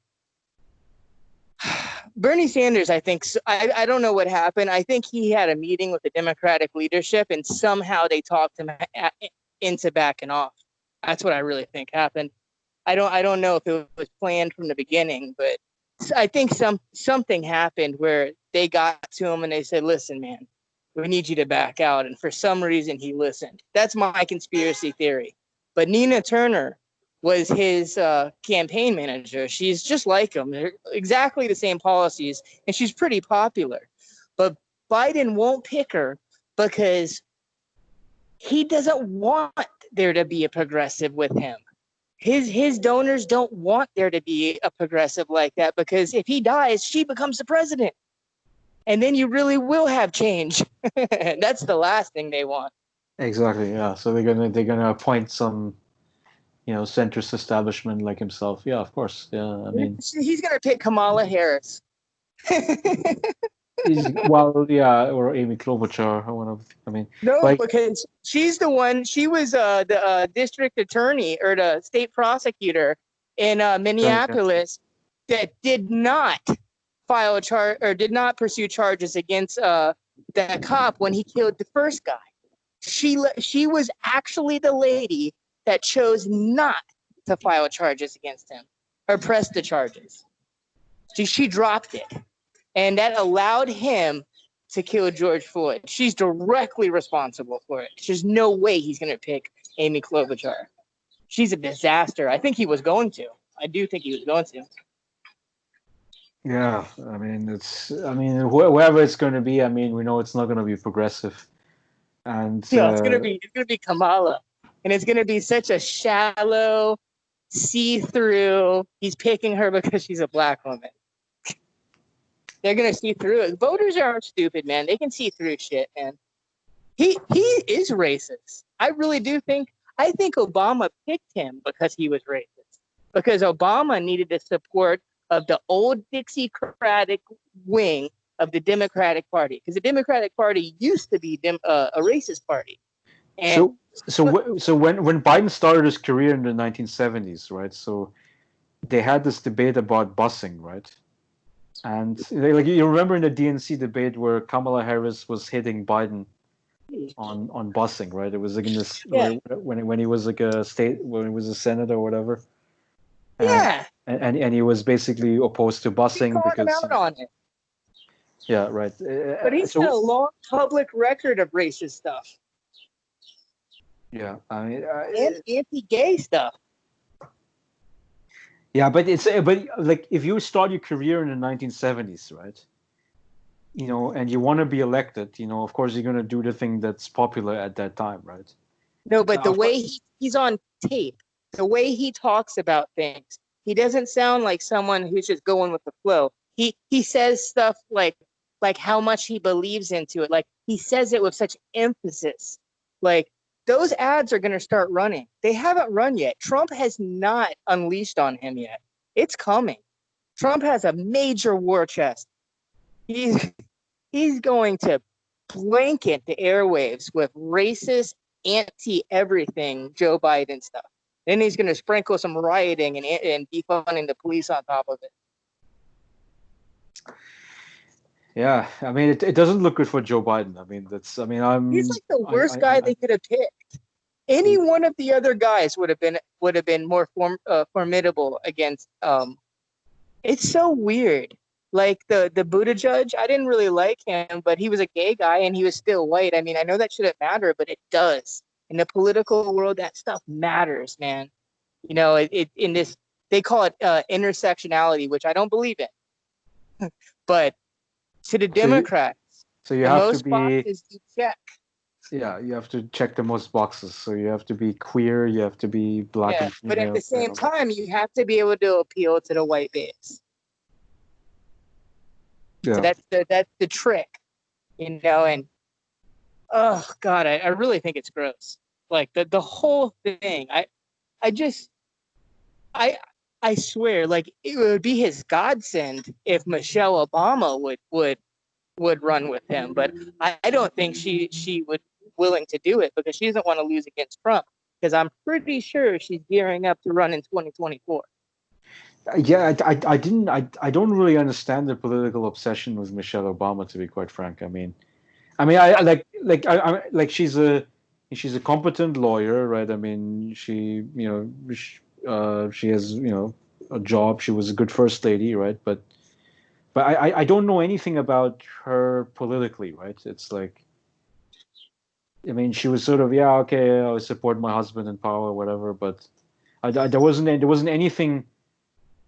Like, I didn't see any spark in her that was really like, okay, this is, Michelle Obama's politics and policy, right? Like, I didn't see any of that, right? So I don't necessarily, I mean, the same thing with when people say, well, Oprah Winfrey should be the presidential candidate, which I think it's certainly right that she could have won, man. Oprah could win. I mean, like, there's she no could doubt win, dude. she could win it. But it's just a matter because she has name recognition, she's loved by everyone. But in terms of like, how would it affect the country? I don't necessarily know why. Because I mean, if you support Bernie, I'm like, or Elizabeth Warren even, or Tulsi Gabbard. She's the worst. Elizabeth Warren, ugh. Yeah, but any of these progressive candidates, right? I mean, like you she's kind not a progressive. She's a liar. Well, I mean, I would say she's 3/4 progressive. I mean, she's not all the way, but a truth problem. But in any case, I mean, either one of those candidates, I mean, they would have a policy platform to stand on, and with Oprah, I mean, Michelle Obama, I'm not so sure about that. I mean, Michelle Obama would be a more like, I don't know if you would call it progressive, but a more extreme version of Obama. Yeah, I mean, also the other issue is that, I mean, so I think Hillary Clinton is a very unique figure because, She's um, like evil. because, well, no, because she was the one. Aside from that, but she was the one who was really interested in gaining power, right? like, I mean, like when she was the first lady, she was like, what if I was standing behind the Oval Office, right, or the Oval Office desk, right, Yeah, yeah. instead of Bill, She's right? so power hungry. Yeah, right, exactly. So that's always what was, I think, in her mind, right? But I think that's very rare for, if you're like a first lady to.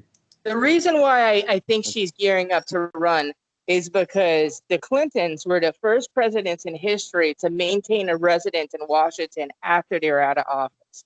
It was really clear that she was running. So, besides being so vocal, the Obamas have done the exact same thing.